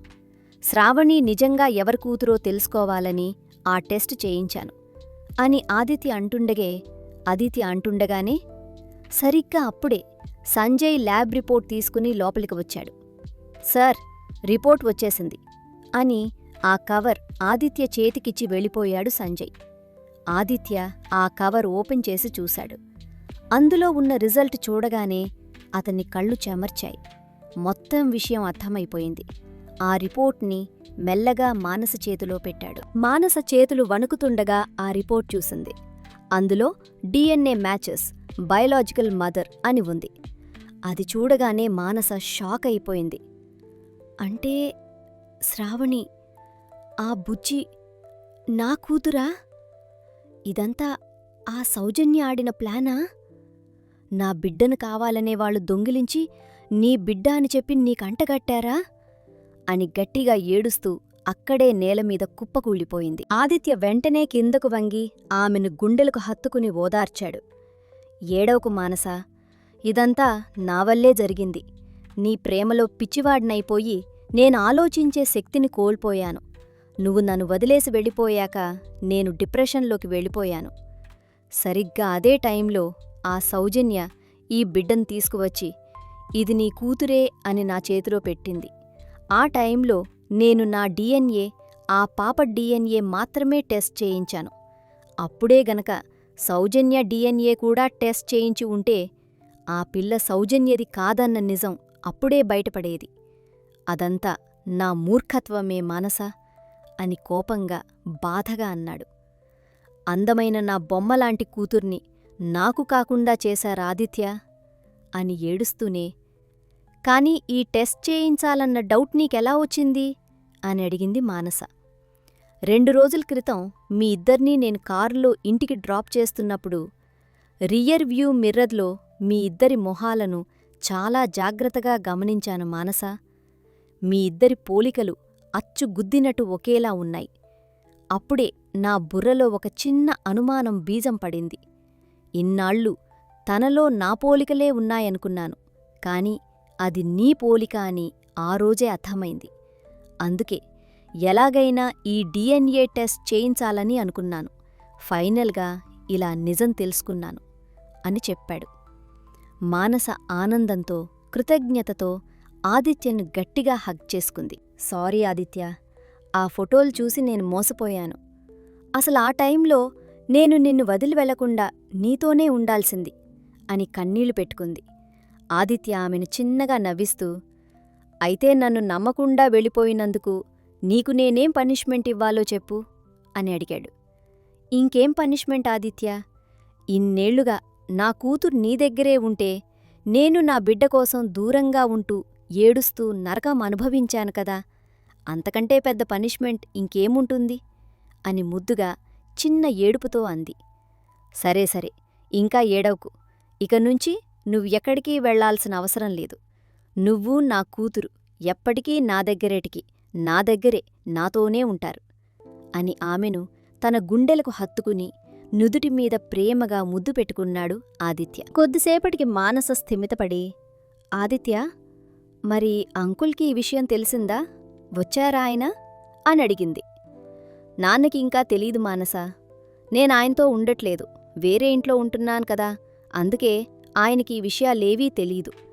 కాని ఇప్పుడు మొత్తం నిజం తెలిసింది కదా, నేనే వెళ్ళి నాన్నకన్నీ చెప్తాన్రా అని మానస చెయ్యి పట్టుకుని అక్కడ్నుంచి ఇద్దరూ ఆఫీస్ బయటకు బయలుదేరారు.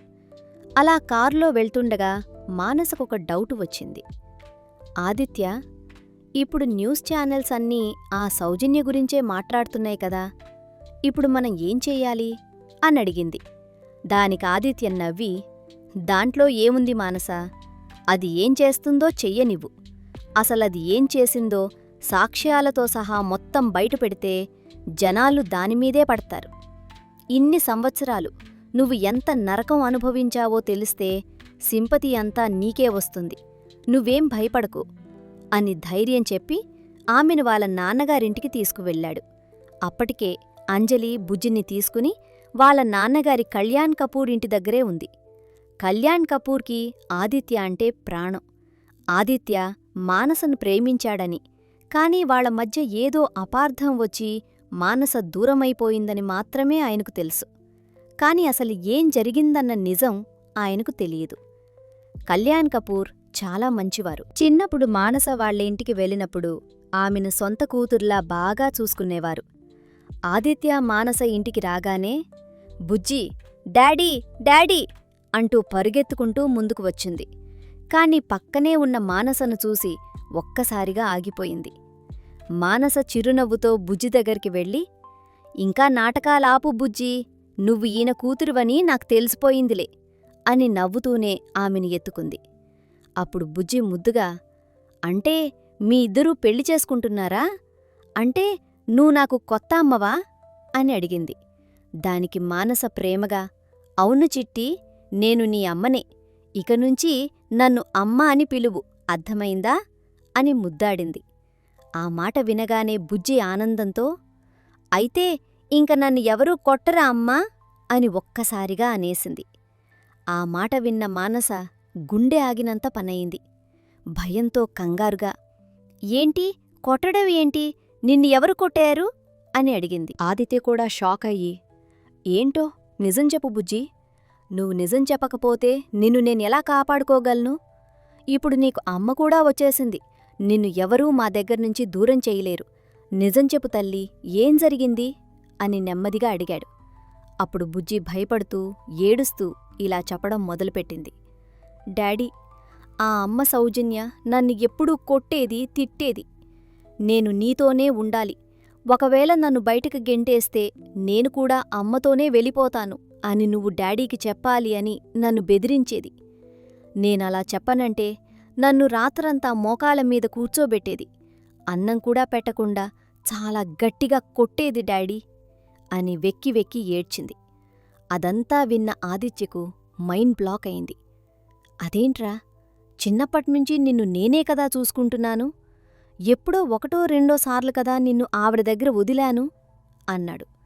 దానికి బుజ్జి, నువ్వు మధ్యాహ్నం పూట ఇంట్లో ఉండేవాడివి కాదు కదా డాడీ, అప్పుడు కొట్టేది.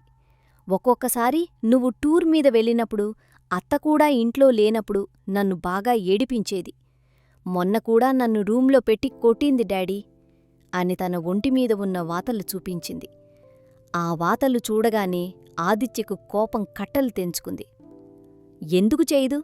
సొంత కూతురు కాదు కదా. ఆ సౌజన్య, వాళ్ల కుటుంబమే అంత నీచమైంది. దీని కుటుంబాన్ని ఎలాగైనా రోడ్డు మీదకు ఈడ్చుకొస్తాను అని మనసులో రగిలిపోయాడు. వెంటనే తన కూతురి కన్నీళ్లు తుడిచి ఆమెను ఎత్తుకుని లోపలికి తీసుకుని వెళ్ళాడు. లోపల హాల్లో వాళ్ళ నాన్నగారు కళ్యాణ్ కపూర్ టీవీలో న్యూస్ చూస్తూ ఉన్నాడు. అందులో సౌజన్య ఏడుస్తూ చేస్తున్న ప్రెస్ మీట్ వస్తోంది. ఆదిత్యను చూడగానే కళ్యాణ్ కపూర్, ఏంట్రా ఈ గోల? టీవీలో ఏదేదో వస్తోంది. దీన్ని నువ్వు పెళ్లి చేసుకున్నావా? నీకు కూతురుందా? అని కోపంగా అడిగాడు.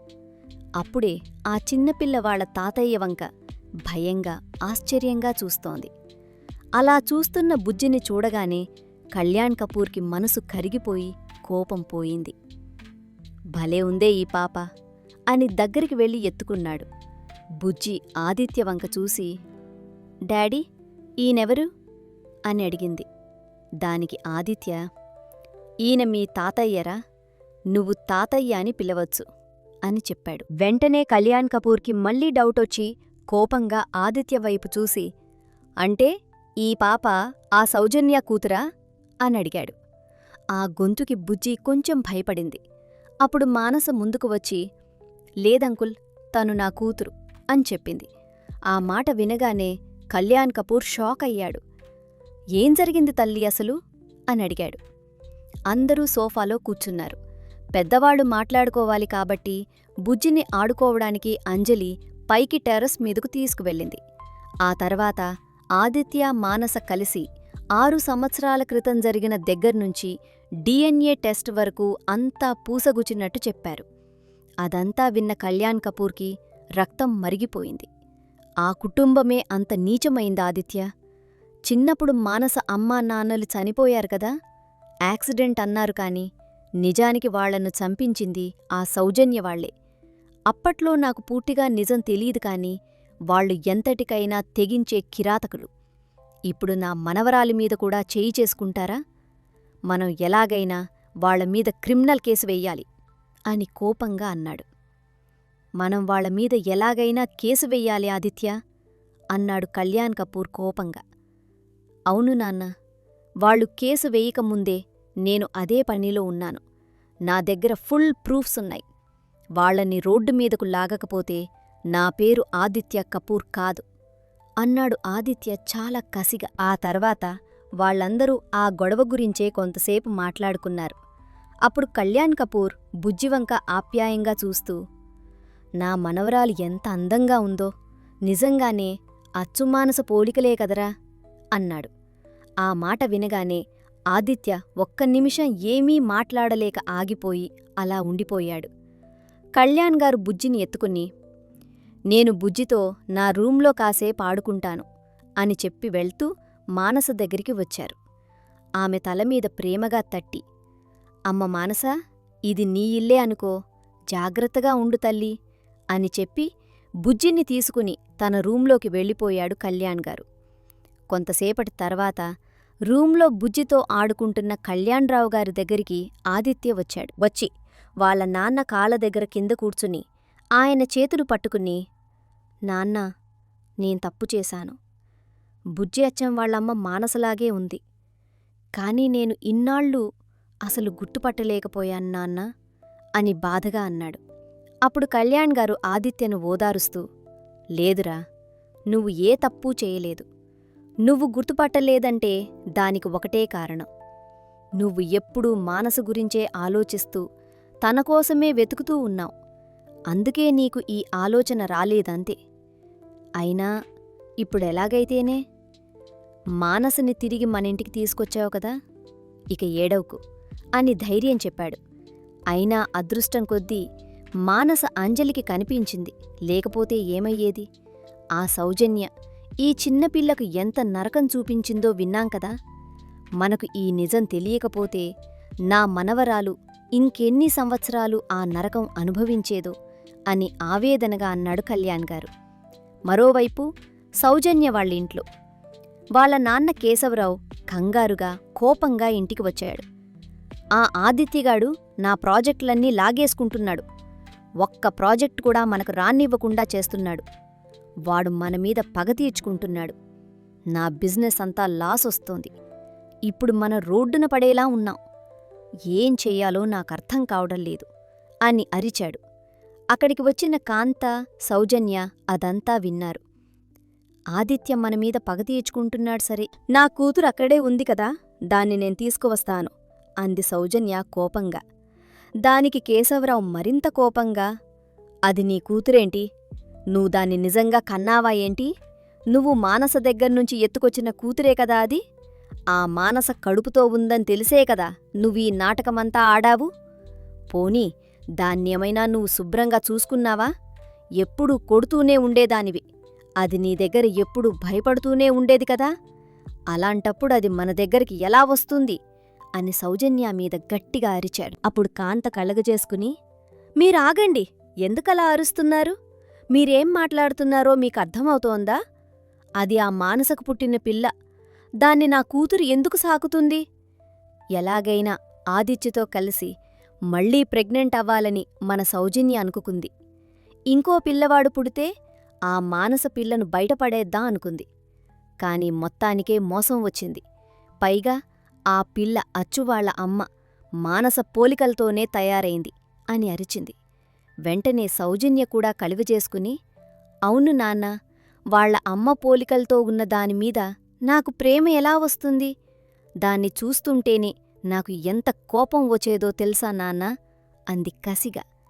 ఆ మాటలకు కేశవరావుకి ఏమనాలో అర్థం కాలేదు. తలపట్టుకుని, ఇప్పుడు మన పరిస్థితి ఎటూ పోకుండా తయారైంది అని నిస్సహాయంగా అన్నాడు. వాళ్లందరికీ ఏం చెయ్యాలో తెలియక అలా కూర్చుండిపోయారు. ఏదైతే అదయింది. మనం వెంటనే వాడికి కోర్టు నుంచి నోటీసులు పంపిద్దాం అంది సౌజన్య కసిగా. వెంటనే వెళ్లి ఆదిత్య మీద కోర్టులో కేసు వేశారు. రిజిస్టర్ ఆఫీస్లో ఆదిత్య, మానస ఇద్దరూ పూలదండలు మార్చుకున్నారు. ముందుగా ఆదిత్య రిజిస్టర్ మీద, మాకు సర్టిఫికేట్ రావటానికి ఎన్ని రోజులు పడుతుంది అని అడిగాడు ఆదిత్య. 1 గంటలోనే ఇచ్చేస్తాం సార్, మీరు వెయిటింగ్ హాల్లో వెయిట్ చేయండి అని చెప్పాడు రిజిస్ట్రార్. సరేనని ఇద్దరూ బయటకు వచ్చి వెయిటింగ్ హాల్లో కూర్చున్నారు. మానస ఇంకా ఏదో కలలో ఉన్నట్టుగా, నాకసలు నమ్మబుద్ధి కావట్లేదాదిత్య, నిజంగానే నాకు పెళ్ళయిందా అంది. నిజంగానే పెళ్ళయింది మానస. ఇకర సింపుల్గా జరిగిందని నువ్వు బాధపడకు. అంతా సెటిలయ్యాక నేను నిన్ను చాలా గ్రాండ్గా పెళ్లి చేసుకుంటాను అని భరోసా ఇచ్చాడు ఆదిత్య. అది కాదు, అసలు మీరు ఈ విషయం అంకుల్కి కూడా చెప్పలేదు అని మానస కొంచెం కంగారుగా అంది. దాందేముంది, ఇప్పుడు మనం ఇంటికే కదా వెళ్లేది, ఎలాగో నేనే నాన్నకు చెప్తానులే అన్నాడు ఆదిత్య. అయినా నాకెందుకో ఏదోలా ఉంది అని నసిగింది మానస. అయినా ఎన్ని రోజుల్నుంచి నువ్వా వేరే రూంలో ఉంటున్నావు? నాకదసలు నచ్చట్లేదు. ఈ రోజునుంచి నా హక్కుతో నిన్ను నా రూంలో ఉంచుకోగలను అని ఆమెను కొంచెం దగ్గరికి లాక్కుంటూ అన్నాడు. సరిగ్గా అప్పుడే సంజయ్ అక్కడికి వచ్చి కవర్ ఆదిత్య చేతికిస్తూ, సార్, మ్యారేజ్ సర్టిఫికేట్ వచ్చేసింది. కంగ్రాచ్యులేషన్స్ సార్, కంగ్రాచ్యులేషన్స్ మేడం అని చెప్పాడు. ఆ మాటకి మానస కొంచెం ఇబ్బంది పడుతూ, సంజయ్, ప్లీజ్ నన్ను మేడం అని అనకండి, మానస అనే పనే పిలవండి, నాకదే కంఫర్టబుల్గా ఉంటుంది అని చెప్పింది. వెంటనే ఆదిత్య ఒక్కసారిగా మానస వంక చూసి, నువ్వు నా భార్యవి మానస, అంటే నా సామ్రాజ్యానికి మహారాణివి, వాడు నిన్ను మేడం అనే పిలవాలి అని కొంచెం కోపంగా అధికారంతో అన్నాడు. దాంతో మానస ఆదిత్యను ఆపుతూ, నువ్వాగు, ఊరికే అందర్నీ భయపెడుతున్నావు అని చెప్పి సంజయ్ వంక చూసింది. సంజయ్ నవ్వుతూ, లేదులే మేడం, నేను మిమ్మల్ని మేడమనే పిలుస్తాను అన్నాడు.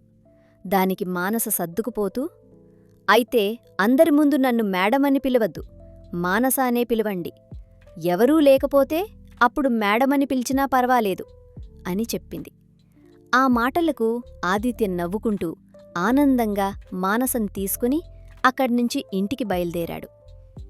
ఆదిత్య మానసలు ఇంటికి వచ్చాక, నాన్నా, మేం మ్యారేజ్ చేసుకున్నాము, కాని ఇదంతా సెటిల్ అయ్యాక నేను మళ్ళీ గ్రాండ్గా పెళ్లి చేసుకుంటాను నాన్నా అని చెప్పాడు ఆదిత్య. దానికి కళ్యాణ్ గారు ఆనందంగా, కరెక్టేరా, ఎలాగో ఇప్పుడు చట్టబద్ధంగా పెళ్ళైపోయింది కదా, ఈ సమస్యలన్నీ తీరాక గ్రాండ్గా ఎలాగైనా చేసుకోవచ్చులే అని వాళ్ళని ఆశీర్వదించాడు.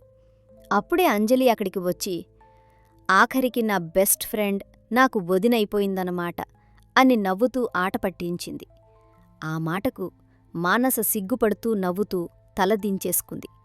ఇదంతా చూస్తున్న బుజ్జి ఆనందంగా చప్పట్లు కొడుతూ, అయితే మా నాన్నకు పెళ్ళి అయిపోయింది, ఇప్పుడు నాకు కొత్తమ్మ కూడా వచ్చేసింది అని గంతులు వేసింది.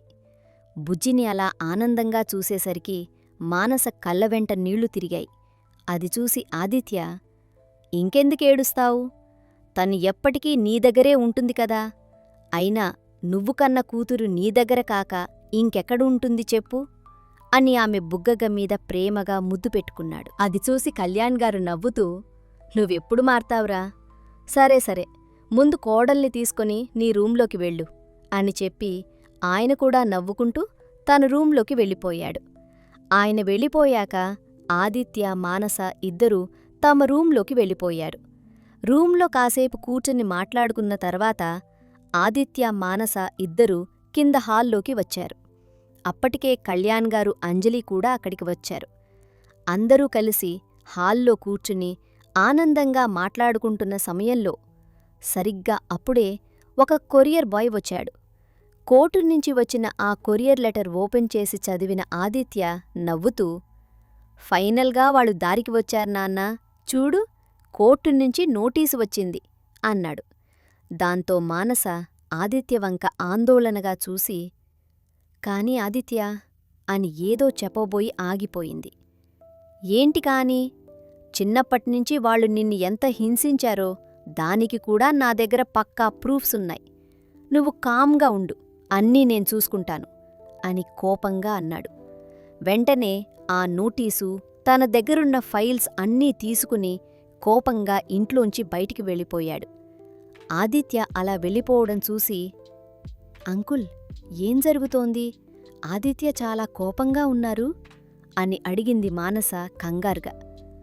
చిన్నప్పట్నుంచి వాడి కోపం నువ్వు చూడ్లేదా తల్లీ, వాడు ఏం చేసినా కరెక్ట్గానే చేస్తాడు, నువ్వు కామ్గా ఉండు, వాడన్నీ చూసుకుంటాడు కదా అని మానసకు ధైర్యం చెప్పాడు కళ్యాణ్ కపూర్. పెళ్లైన తర్వాత నుంచి మానస ప్రతిరోజూ ఆదిత్యతో కలిసే ఆఫీస్కి వెళ్తూ అతనితో పాటే ఇంటికి వస్తోంది. ఎలాగో తను ఆదిత్య పిఏ కాబట్టి ఆఫీస్లో ఎవరికీ పెద్ద అనుకున్నట్టుగానే ఒకరోజు ఆఫీస్ గేటు దగ్గర చాటుగా కాపు కాసింది సౌజన్య. ఆదిత్య కారు రాగానే అందులోంచి మానస దిగడం చూసింది. అది చూడగానే ఆమెకు కోపం కట్టలు తెంచుకుంది. వెంటనే వెళ్ళి లాగిపెట్టి కొట్టాలనిపించింది. కాని వెంటనే తొందరపడకూడదు, ఒకరోజు కాకపోతే ఇంకొక రోజైనా మనం చూడాలి, వీళ్ళిద్దరి మధ్య అసలు ఏం జరుగుతుందో అబ్జర్వ్ చెయ్యాలి అని కోపాన్ని కంట్రోల్ చేసుకుని అక్కడే ఆగిపోయింది. ఆ రోజు ఆఫీస్ టైం అవగానే మానస లోపలికి వెళ్ళిపోయింది. సాయంత్రం ఆఫీస్ అయిపోయాక మానస ఆదిత్యతో కలిసి బయటికి వచ్చి కారు ఎక్కి ఇంటికి వెళ్ళిపోయింది. ఇదంతా దూరం నుంచే గమనించింది సౌజన్య. ఆ మరుసటి రోజు మళ్లీ సౌజన్య ఆఫీస్ దగ్గరికి వచ్చి గుమ్మం దగ్గర వెయిట్ చేస్తూ ఉంది. కాని ఆమె రాకముందే మానస కారు వచ్చేసింది. లోపలికి వెళ్ళిపోయింది కూడా. దాంతో సాయంత్రం వరకు అక్కడే కాపు కాసింది సౌజన్య. ఈవినింగ్ ఆఫీస్ అయిపోయిన తర్వాత మానస ఒక్కతే బయట నించుని ఉంది. ఆ రోజు ఆదిత్యకి ఏదో పనిపడి ఇంకా బయటికి రాలేదు. అందుకే ఆదిత్య కోసం అక్కడ వెయిట్ చేస్తోంది మానస. అలా ఒంటరిగా ఉన్న మానసను చూడగానే సౌజన్యకు రక్తం మరిగిపోయింది. గబగబా ఆమె దగ్గరికి వెళ్ళి లాగిపెట్టి చెంపమీద కుట్టింది. సడన్గా జరిగిన ఈ దాడికి మానస షాకయ్యి, "ఎందుకు కొట్టావు నన్ను?" అని కొంచెం కోపంగానే అడిగింది. "ఏం చేస్తున్నావేంటి? నా కన్న కూతుర్ని నీ కన్న కూతుర్లా పెంచుకుంటున్నావా? అసలు నువ్వు ఎవన్నైనా కన్నావా ఏంటి? నువ్వొక గొడ్రాలివి. నా కూతుర్ని నా దగ్గరికి ఎలా తెచ్చుకోవాలో నాకు బాగా తెలుసు. నీలాంటి బజారు మనుషులు ఇలాగే ఇతరుల జీవితాలు నాశనం చేస్తారు" అని అందరి ముందు ఇష్టం వచ్చినట్టు నోరు పారేసుకుంది సౌజన్య. అక్కడ ఆఫీస్ స్టాఫ్ అంతా గుమిగూడి అదంతా చూస్తూ ఉండిపోయారు. "మనకు బాగా తెలుసు ఆదిత్య సార్, ఈ అమ్మాయితో చాలా క్లోజ్గా ఉంటారు. అంటే ఆదిత్య సార్కి ఈ సౌజన్యకి కూతురుందా? ఆ అమ్మాయి తల్లి ఈ అమ్మాయా? కాని ఈ మానస ఇలా ఎలా చేస్తుంది? అసలు ఒక కన్న తల్లిని కన్న కూతుర్ని ఎలా వేరు చేస్తారు?" అని ఎవరికి తోచినట్టు వాళ్లు మాట్లాడుకుంటున్నారు. సరిగ్గా అప్పుడే అక్కడికి మీడియా వాళ్లు కూడా వచ్చేశారు. ఇదంతా చూస్తున్న మానసకు ఏమర్థం కాలేదు. ఒక్క నిమిషం ఆగిపోయి అందరి వంక అలా చూస్తూ ఏమీ మాట్లాడకుండా ఉండిపోయింది. అప్పుడే అక్కడికి ఆదిత్య వచ్చాడు. "ఏం జరుగుతుందిక్కడ? ఎవరు పిలిచారు ప్రెస్ వాళ్లని?" అని కోపంగా అడిగి ప్రతి ఒక్కరి ముఖాలు చూస్తూ అలా ఉండిపోయాడు. వెంటనే మానస దగ్గరికి వెళ్ళి, "రా మానస, మనం ఇంటికి వెళ్దాం" అని ఆమెను జాగ్రత్తగా తీసుకుని వెళ్తుంటే ప్రెస్ వాళ్లను చుట్టుముట్టారు. "సార్, మీకు కూతుర్నిచ్చిన అమ్మాయిని వదిలేసి దారిని పోయేదాన్ని నెతికెక్కించుకుంటున్నారా? ఆ అమ్మాయి అందంగా ఉందని ఈ అమ్మాయిని వదిలేస్తున్నారా? ఇది ఎంతవరకు న్యాయం? ఒక కన్నబిడ్డని కన్నతల్లిని ఎలా వేరు చేస్తున్నారు మీరు?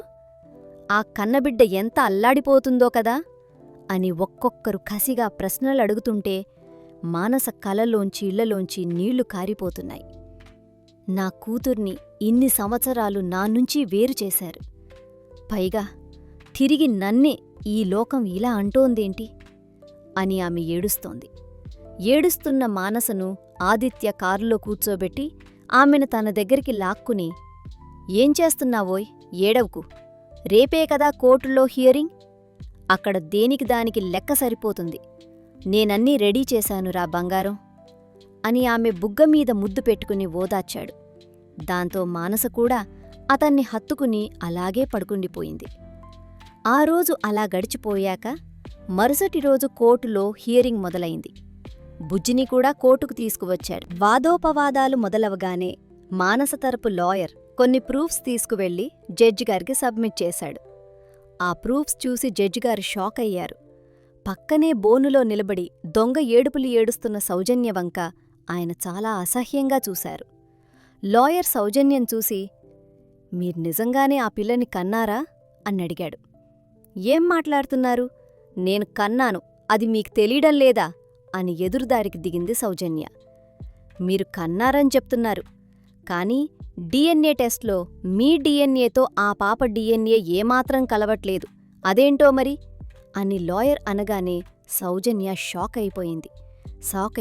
లాయర్ కంటిన్యూ చేస్తూ, "అది మాత్రమే కాదు జడ్జిగారు, ఆ పాప డిఎన్ఏ మానసగారితో బాగా మ్యాచ్ అయింది. వాళ్ళిద్దరూ తల్లి కూతుర్లని స్పష్టంగా అర్థమవుతోంది. అలాగే ఆదిత్యగారే కన్న తండ్రి అని కూడా అందులో ఉంది. ఇక అసలు విషయానికి వస్తే, గత 5 సంవత్సరాల క్రితం ఒక హాస్పిటల్ నుంచి ఒక బిడ్డను వీళ్లు దొంగిలించారు. అప్పుడు వీళ్ల మతంలో కూడా అక్కడ దొరికిన ఆధారాలతో ఆ కేస్ ఇప్పటికీ క్లోజ్ అవ్వలేదు" అని దానికి సంబంధించిన వస్తువులు, ఫైల్స్ అన్నీ జడ్జి ముందు పెట్టాడు. అవన్నీ చూసిన జడ్జిగారు కోపంగా, "అదేంటమ్మా, నీ కన్న కూతురు కాని దాన్ని నువ్వు దొంగిలించి ఇలా వేరే వాళ్ళ జీవితాన్ని నాశనం చేశావా?" అని నిలదీశారు. "లేదు జడ్జిగారు, వీళ్ళందరూ దొంగ ప్రూఫ్స్ పెట్టారు లాయర్ గారు" ఆ పాప నా కూతురే అని అరిచింది సౌజన్య. అదంతా వింటున్న కేశవరావు కాంతలకు మాటలు రాలేదు. బుజ్జీ కూడా కోర్టులోనే భయంగా అదంతా చూస్తోంది. లాయర్, ఇంకా ఉంది జడ్జిగారు అని ఏదో చెప్పబోతుండగా సౌజన్య మళ్ళీ అడ్డుపడి, నా మీదే నెట్టేస్తున్నారు కదా, కన్న కూతుర్నే నా కూతురు కాదని చెప్తున్నారు అని ఏడవడం మొదలుపెట్టింది. దాంతో లాయర్ గారు, ఒక పని చేయండి జడ్జిగారు, మనం ఇప్పుడే చెక్ చేద్దాం అని అక్కడే ఉన్న ఫారెన్సిక్ డిపార్ట్మెంట్ వాళ్లని పిలిపించాడు. వెంటనే వాళ్లు వచ్చి శాంపిల్స్ తీసుకున్నారు. రిపోర్ట్స్ త్వరగా ప్రిపేర్ చేయమని చెప్పిన జడ్జిగారు ఈలోపు మిగతా విషయాలు మాట్లాడదామని కేసును వాయిదా వేశారు. కోర్టు నుంచి అందరూ బయటికి వస్తున్నారు. లోపల జరిగిన విషయాలేవీ బయట ఉన్న రిపోర్టర్లకు తెలియదు. వాళ్లు మళ్లీ ఆదిత్య, మానసలను చుట్టుముట్టి ఇష్టం వచ్చినట్టు తిడుతున్నారు. విలేకరులు మానసను ఇంకో విధంగా టార్గెట్ చేశారు. అయినా చిన్నప్పట్నుంచి మిమ్మల్ని పెంచి పెద్ద చేసింది మీ అత్తయ్య, మావయ్య. ఇప్పుడు వాళ్ల కూతుర్నే మీరిలా లాక్కోవడం ఎంతవరకు న్యాయమంటారు? అసలు మీకు మనస్సాక్షి లేదా? మీ అమ్మా నాన్నలు చనిపోతే వాళ్లు పెంచి పెద్ద చేశారు కదా అని సూటిపోటి మాటలతో అడుగుతున్నారు. ఆ మాటలకు ఆదిత్య కోపంగా ముందుకు వచ్చి, నిజానిజాలు తెలుసుకోకుండా ఇష్టం వచ్చినట్టు మాట్లాడకండి. కోర్టు హియరింగ్లో నెక్స్ట్ ఏం జరుగుతుందో దానికి రెడీ అవ్వండి. అంతే తప్ప నా భార్యని ఇలాంటి ప్రశ్నలు అడిగే హక్కు మీకు లేదు అని గట్టిగా వార్నింగ్ ఇచ్చాడు. భార్య అని విలేకరులందరూ ఆశ్చర్యంగా చూశారు. అవును, మేము ఆల్రెడీ మ్యారేజ్ చేసుకున్నాము అని చెబుతూ తన జేబులో ఉన్న మ్యారేజ్ సర్టిఫికెట్ తీసి అందరి ముందు చూపించాడు ఆదిత్య. ఆ సర్టిఫికెట్ చూడగానే రిపోర్టర్లతో పాటు అక్కడే ఉన్న వాళ్ళందరూ షాకైపోయారు. సౌజన్య, వాళ్ల అమ్మానాన్నలు కూడా ఆ షాక్లోంచి తేరుకోలేక అలా ఉండిపోయారు. ఆ తర్వాత ఆదిత్య, మానస, బుజ్జిని తీసుకుని వాళ్ళందరూ ఇంటికి వచ్చేశారు. కోర్టు నుంచి బయలుదేరిన కారులో బుజ్జి ఆనందంగా మానస ఒడిలోనే కూర్చుని ఉంది. మానస కూడా తన బిడ్డను జాగ్రత్తగా ఎంతో ప్రేమగా హత్తుకుని పట్టుకుంది.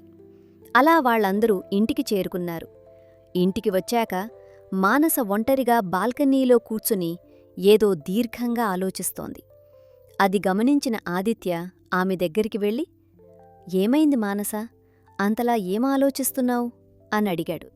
దానికి మానస కళ్ల వెంట నీళ్లు పెట్టుకుంటూ, ఏమీ లేదా ఆదిత్య, నేను చిన్నప్పటినుంచి అన్నీ కష్టాలే అనుభవించాను కదా.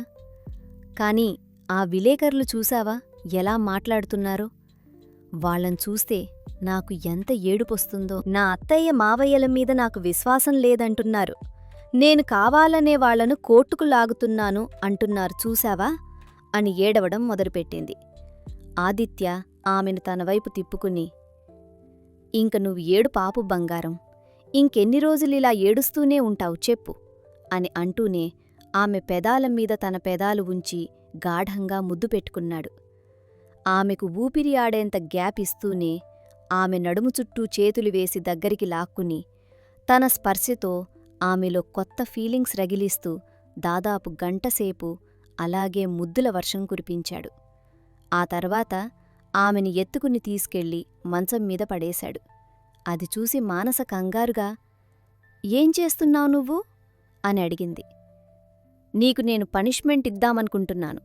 6 సంవత్సరాల నుంచి నాకు దూరంగా ఉండి నన్ను ఎంత నరకం అనుభవించేలా చేశావో దానికి ఇదే పనిష్మెంట్ అన్నాడు ఆదిత్య ఆమె మీదకు వస్తూ. అంటే అది నేను ప్రెగ్నెంట్ అయినప్పుడు ఆ రోజు నీ దగ్గరకు వచ్చి చెప్దామననుకున్నాను కదా అని మానస తడబడుతుంటే, అయినా నాకు చెప్పాలి కదా, చెప్పనందుకు నీకీ పనిష్మెంట్ తప్పదు అంటూ ఆమె మెడమీద ముద్దులు పెట్టడం స్టార్ట్ చేశాడు. ఆదిత్య స్పర్శకు మానస ఉక్కిరిబిక్కిరి అవుతూ తన చేతులతో అతన్ని కొద్దిగా నెట్టేయడానికి ట్రై చేసింది. నువ్వు నన్నాపుతున్నావంటే నేను నీకు పనిష్మెంట్ కరెక్ట్గా. హాల్లో సోఫాలో కూర్చుని ఉన్న కళ్యాణ్ గారు, ఏమైందిరా, మానస ఏది, ఇంకా రాలేదు అని అడిగారు. మానస పడుకుంది నాన్న, తనకి కొంచెం ఒంట్లో బాలేదు అని చెప్పాడు ఆదిత్య. అప్పుడే అంజలి వచ్చి, అదేంటి బాలేదా, సరే నేను వెళ్ళి చూస్తాను అంది. నువ్వేం చూడక్కర్లేదు, నువ్వు నీ పని చూసుకో అని అంజలికి చెప్పి ఆదిత్య టిఫిన్ చేసేసి ఆఫీస్కి వెళ్ళిపోయాడు. మధ్యాహ్నమైనా సరే మానస కిందకు రాకపోయేసరికి ఏమైందో చూద్దామని అంజలి పైకి ఆదిత్య రూంలోకి వెళ్ళింది. గదిలోకి వెళ్ళిన అంజలి దుప్పటి ముసుగులో ఉన్న మానస పరిస్థితి చూసి విషయమర్థమైపోయి ఒక్క నిమిషం షాక్ అయింది. అప్పుడే మానసకు మెలకువ వచ్చింది. కళ్ళు తెరిచి చూసేసరికి ఎదురుగా అంజలి నించుని ఉండటం, ఒంటిమీద బట్టలు లేవని రియలైజ్ అవ్వడంతో మానస కంగారుపడి దుప్పటిని గట్టిగా పైకి లాక్కుంది. అది చూసి అంజలి నవ్వుతుండగా మానసకు సిగ్గు, కోపం రెండూ వచ్చాయి. అంజలి వంక కళ్ళు ఉరమించి చూస్తూ, "ఏం చూస్తున్నావు నువ్వు? అస్సలు సిగ్గులేదా నీకు?" అని కోపంగా అడిగింది. దానికి అంజలి అస్సలు తగ్గకుండా ముసిముసి నవ్వులు నవ్వుతూ, "నాకెందుకు సిగ్గు? నీకేవైతే ఉన్నాయో నాకు అవే ఉన్నాయి. కాకపోతే వాటిమీద ఆదిత్య అన్నయ్య ఇచ్చిన లవ్ బైట్స్ ఉన్నాయి, అంతే తేడా" అని ఘాటుగా ఆట పట్టించింది. ఆ మాట వినగానే మానస ముఖం ఎర్రబడిపోయింది. కోపం తట్టుకోలేక, "నువ్వస్సలు" అని ఏదో అనబోయి మాట రాక పక్కనే ఉన్న పిల్లో తీసుకుని అంజలి మీదకు బలంగా విసిరేసింది. ఆ పిల్లో వెళ్ళి అంజలికి గట్టిగానే తగిలింది.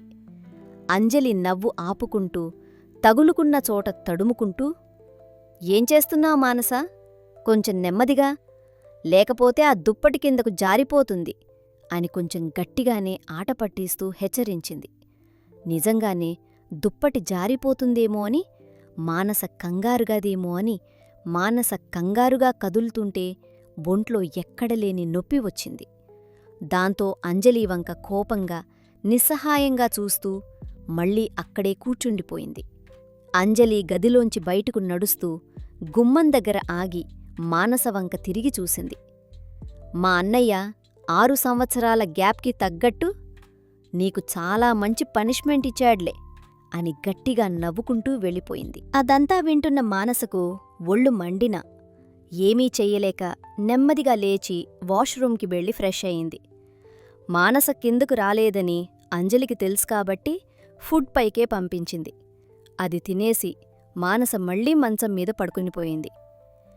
ఇటు ఆఫీస్లో వాతావరణం ఏమీ బాలేదు. స్టాఫ్ అందరూ ఆదిత్య, మానసల గురించే రకరకాలుగా మాట్లాడుకుంటున్నారు. అది గమనించిన సంజయ్ అందర్నీ పిలిచి గట్టిగా వార్నింగ్ ఇచ్చాడు. "బాస్, పర్సనల్ విషయాల గురించి మీరు ఆఫీస్లో మాట్లాడుకుంటే ఏమాత్రం బాగోదు. ఎవరైనా అలా మాట్లాడినట్టు తెలిస్తే కేవలం 10 నిమిషాల్లో వాళ్ల చేతిలో టెర్మినేషన్ లెటర్ ఉంటుంది. అది కాక వేరే ఎక్కడా మీకు ఉద్యోగం కూడా రాకుండా చేస్తారు, జాగ్రత్త" అని గట్టిగా హెచ్చరించాడు. దాంతో అందరూ భయపడి ఎవరి పనులు వాళ్లు సైలెంట్గా చేసుకుంటున్నారు. రాత్రి ఆఫీస్ నుంచి ఇంటికి వచ్చిన ఆదిత్య నేరుగా రూంలోకి వెళ్లాడు. మానస ఇంకా మంచం మీదే పడుకుని ఉంది. ఆదిత్య దగ్గరికి వెళ్ళి, "ఏమైంది బంగారం, ఇంకా పడుకునే ఉన్నావా?" అన్నడిగాడు. మానస అతని వంక కోపంగా చూస్తూ, "నువ్వసలు మనిషివి కాదు, రాక్షసుడివి" అని పక్కన ఉన్న పిల్లో తీసుకుని అతన్ని కొట్టింది. ఆదిత్య నవ్వుతూ, "సరే సరే" అని ఆమెను దగ్గరికి లాక్కుని ముద్దు పెట్టుకుంటూ, "ఈ రాక్షసుడితోనే నువ్వు జీవితాంతం గడపాలి. ఇకపై ప్రతి రాత్రీ నేనిలాగాగే ఉంటాను మరి" అని చెప్పి మళ్లీ ఆమెను గట్టిగా పట్టుకుని ముద్దు పెట్టుకున్నాడు. అలా ఆ ఇంట్లో రోజులు చాలా హ్యాపీగా గడిచిపోతున్నాయి. రోజూ బుజ్జిని స్కూల్లో దించడం, ఆదిత్య ఆఫీస్కి వెళ్లడం, మానస కూడా ఆఫీస్కి ఒకరోజు వెళ్తే ఒకరోజు వెళ్లకపోవడం, ఇలా సాగిపోతోంది మానస లైఫ్. కానీ వాళ్లు చాలా ఆనందంగా ఉన్నారు. ఆఫీస్లో కూడా అందరూ మానస గురించి మాట్లాడుకోవడం మానేసేశారు. పైగా ఇప్పుడు మానసను చూస్తే వాళ్లందరికీ ఒక రకమైన భయం, గౌరవం కూడా ఏర్పడింది. ఇలా 2 వారాలు గడిచిపోయాయి. Next week court hearing date కూడా దగ్గరపడింది. అలా 1 వారం గడిచిపోయింది. ఫైనల్గా కోర్ట్ హియరింగ్ డేట్ రానే వచ్చింది. అందరూ కోర్టులో హాజరయ్యారు. వాదోపవాదాలు జరుగుతున్న సమయంలో మానస తరపు లాయర్ జడ్జిగారితో, "జడ్జిగారు, ఈ సౌజన్య నా క్లయింట్ కూతుర్ని దొంగిలించడమే కాకుండా ఆ పసిబిడ్డను మానసికంగా, శారీరకంగా కూడా ఎంతో ఇబ్బంది పెట్టింది. ఆ చిన్నపిల్లాని కూడా చూడకుండా దారుణంగా కొట్టి, కాల్చి చిత్రహింసలు పెట్టింది. ఆ వాతలకు గాయాలకు సంబంధించిన ఫోటోలు ఇవిగోండి అని పాప ఒంటిమీద ఉన్న కాలిపోయిన మరకలు, వాతలు ఉన్న పిక్చర్స్ అన్నీ జడ్జి ముందు పెట్టాడు. అవి చూసిన జడ్జిగారికి ఎక్కడలేని కోపం వచ్చింది. ఒక పసిబిడ్డను దొంగిలించి వేరేవాళ్ల బిడ్డను తన బిడ్డ అని చెప్పి మోసం చేయడమే కాకుండా పసిపిల్ల మీద ఇంత దారుణంగా దాడిచేసి ఒక కుటుంబ జీవితాన్ని నాశనం చేసినందుకు సౌజన్యకు 11 సంవత్సరాల కఠినమైన జైలు శిక్ష విధిస్తూ తీర్పు చెప్పారు జడ్జిగారు. ఇంకా ఈ తీర్పుతో కోర్టు క్లోజ్ అవుతుందనగా మానస తరపు లాయర్ మళ్లీ లేచి, జడ్జిగారు, ఇంకొక విషయం కూడా ఉంది. వీళ్ళు నా క్లయింట్ మానసను చిన్నప్పటినుంచి ఎన్నో చిత్రహింసలు పెట్టారు. ఎందుకంటే వాళ్ల మేనత్త, మేనమామ అని చెప్పుకుని వీళ్ళు ఈ దారుణాలన్నీ చేశారు. కానీ నిజానికి వాళ్లకు మానసతో ఎలాంటి రక్త సంబంధం లేదు. మేం వాళ్ల DNA టెస్ట్ కూడా చేయించాము. వాళ్ళు బంధువులే కారు. అయినా సరే మానస ఆస్తిని వీళ్లే అనుభవిస్తున్నారు. ఇప్పుడు ఆ కేశవరావు నడుపుతున్న ఫార్మా కంపెనీ కూడా యాక్చువల్గా మానస వాళ్ల నాన్నగారిదే. ఆస్తి కోసం మానస వాళ్ల అమ్మా నాన్నలను చంపేసి ఆ పిల్ల పేరు మీద ఉన్న ఆస్తిని అనుభవించటానికి మానసను పెంచుకున్నారు అని ఆధారాలతో సహా ఆ పేపర్స్ అన్నీ జడ్జి ముందు పెట్టాడు లాయర్. అవి చూసిన జడ్జిగారు ఒక్కసారిగా ఆశ్చర్యపోయి కేశవరావు, కాంతలకు కూడా కఠిన శిక్ష విధించారు. ఆ తీర్పు వినగానే కేశవరావు కోపంతో ఊగిపోతూ కాంతమీద, సౌజన్యమీద అరిచాడు. చూసావా, నువ్వు నీ కూతుర్ని సరిగ్గా పెంచినట్టయితే మనం ఈ పరిస్థితుల్లో ఉండేవాళ్లం కాదు. అసలు నిన్ను ఎవరు ఆ పిల్లిగిలించమన్నారు? నువ్వా పిల్లని దొంగిలించటం వల్లే కదా ఇప్పుడిదంతగి మన పాత బండారాలు, మనం చేసిన నేరాలు కూడా బయటపడ్డాయి. ఇదంతా నీవల్లే జరిగింది అని కోపంగా సౌజన్యను కొట్టటానికి మీదకు వెళ్లాడు కేశవరావు. నీవల్లే ఇప్పుడు మనమందరం జైలుకి వెళ్తున్నాం అని అరుస్తుంటే కాంత కలగజేసుకుని, ముందు నువ్వాగుతావా అని కేశవరావు మీద అరిచింది. ఇలా వాళ్ళిద్దరూ కోర్టులోనే ఒకరినొకరు తిట్టుకుంటూ కూతుర్ని కూడా ఇష్టం వచ్చినట్టు అరుస్తున్నారు. ఈ గొడవ వాళ్లు తమ నేరాలను పరోక్షంగా ఒప్పుకుంటూ మాట్లాడుకున్న మాటలు వింటున్న కోర్టులోని వాళ్లందరూ ఒక్కసారిగా షాక్లోకి వెళ్ళిపోయారు. ఇదంతా వింటున్న మానసకైతే మైండ్ బ్లాక్ అయిపోయింది.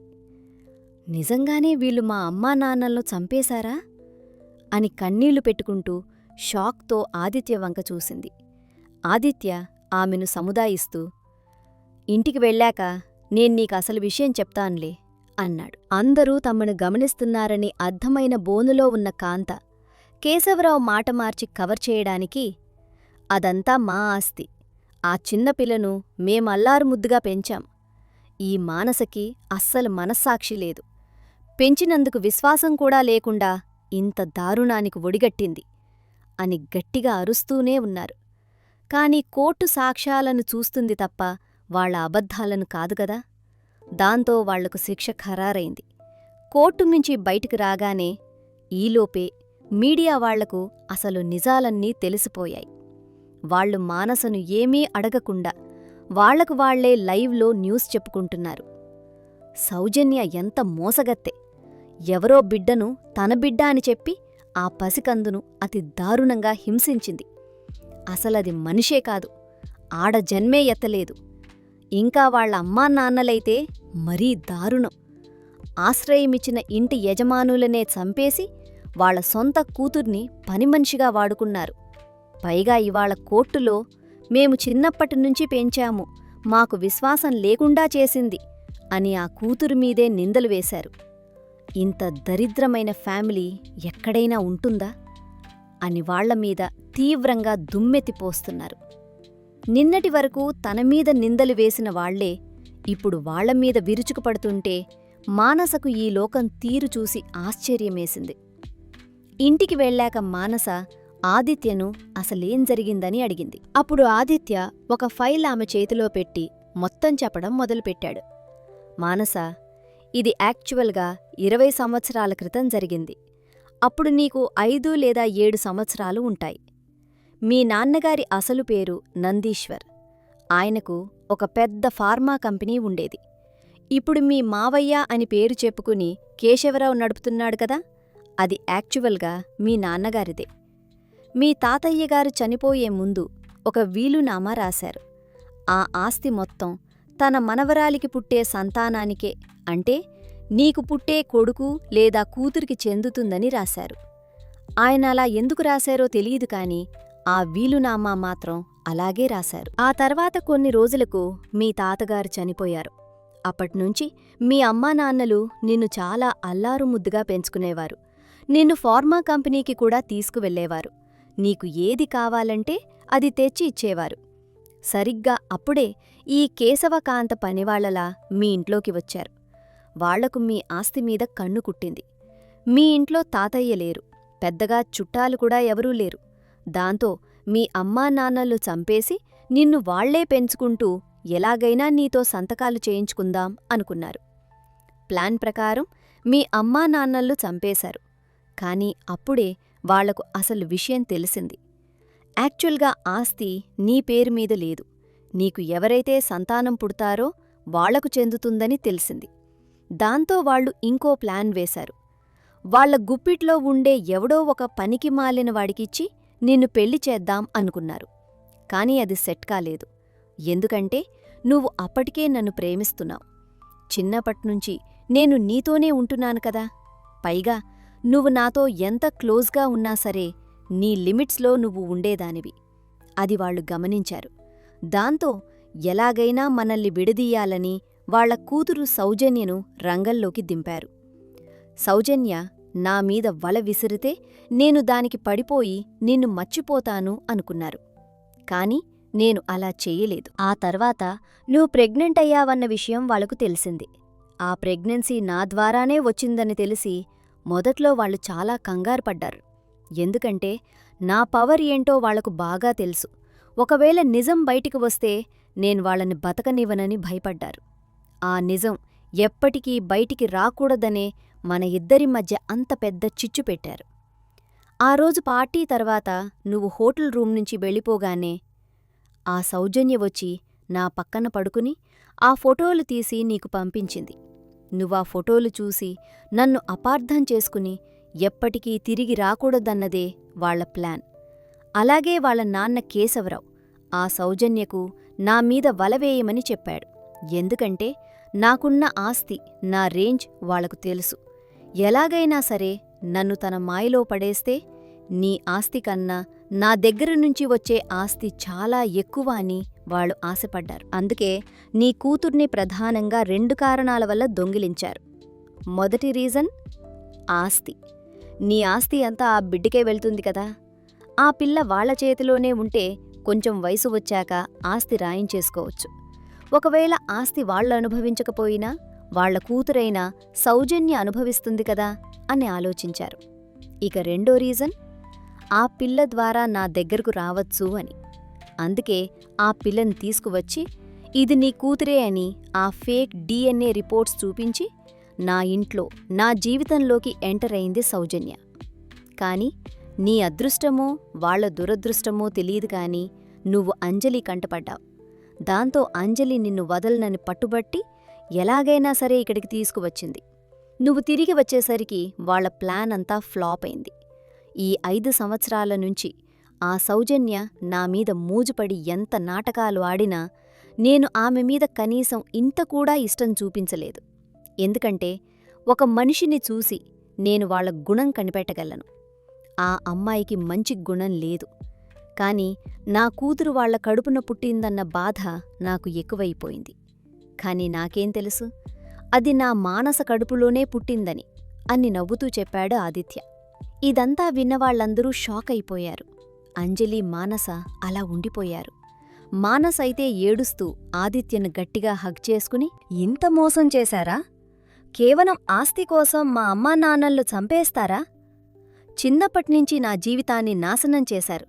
నాకదంతా నరకమే అని ఏడుస్తూ తల్లడిల్లిపోయింది. అప్పుడే అక్కడికి వచ్చిన బుజ్జి, ఎందుకమ్మా ఏడుస్తున్నావు అని అడిగింది. అప్పుడు పక్కన ఉన్న ఆదిత్య, ఏం లేదు తల్లి, అమ్మ కొంచెం ఎమోషనల్ అయిందిలే అని కవర్ చేశాడు. వాళ్ళిద్దరూ పాపను పట్టుకుని ప్రేమగా ముద్దు పెట్టుకున్నారు. ఆ తర్వాత కళ్యాణ్ గారు ఆదిత్య, మానసలకు చాలా గ్రాండ్గా పెళ్లి చేశారు. పెళ్లైన తర్వాత వాళ్ళిద్దరూ హనీమూన్కి వెళ్లారు. అక్కడ వాళ్ళిద్దరూ ఒకరి కౌగిలిలో ఒకరు ఒదిగిపోయి ఉన్నారు. అప్పుడు మానస, నిజంగా ఆ రోజు అంజలి నన్ను చూడకపోతే ఏం జరిగేదండి? నేను నా జీవితం ఇలాగే నెట్టుకొచ్చేదా అని అడిగింది. అవును మరి, నువ్వొక పిచ్చిదానివి. నా దగ్గరికి వచ్చి ఒక్కసారి మాట్లాడలేకపోయావా? ఎవరో ఏదో ఫోటోలు చూపించారని అలా నమ్మేసి వదిలేసి వెళ్ళిపోతావా? అయినా శరీరమే మన ప్రేమకు ప్రమాణమా? మనసులు కలవాలి కాని శరీరం దేముంది చెప్పు అన్నాడు ఆదిత్య. అవును, నేను పిచ్చిదాన్నే అని తనుంతానే తిట్టుకుంది మానస.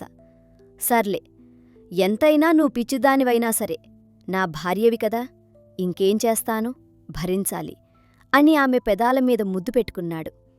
అవునవును, ఎవరిని భరిస్తున్నారో నాకు బాగా తెలుసు. నేనే మిమ్మల్ని భరిస్తున్నాను. రాత్రయితే చాలు నన్నస్సలు వదలరు. మీకు తెలుసా నాకు ఎన్ని ఒళ్ళునొప్పులొస్తున్నాయో అని కొంచెం సిగ్గుపడుతూ అంది మానస.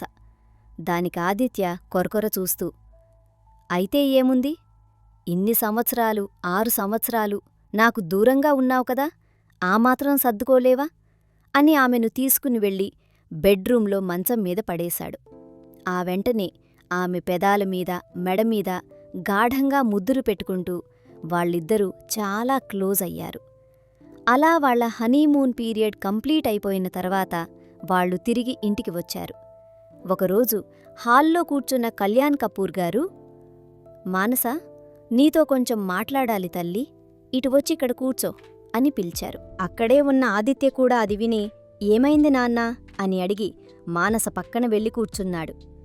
ఏమీ లేదురా, మీరు మర్చిపోయినట్టున్నారు. మానస వాళ్ళ నాన్నగారిది ఒక ఫార్మా కంపెనీ ఉండేది కదా, ఇప్పుడది మొత్తం మన చేతికి వచ్చేసింది.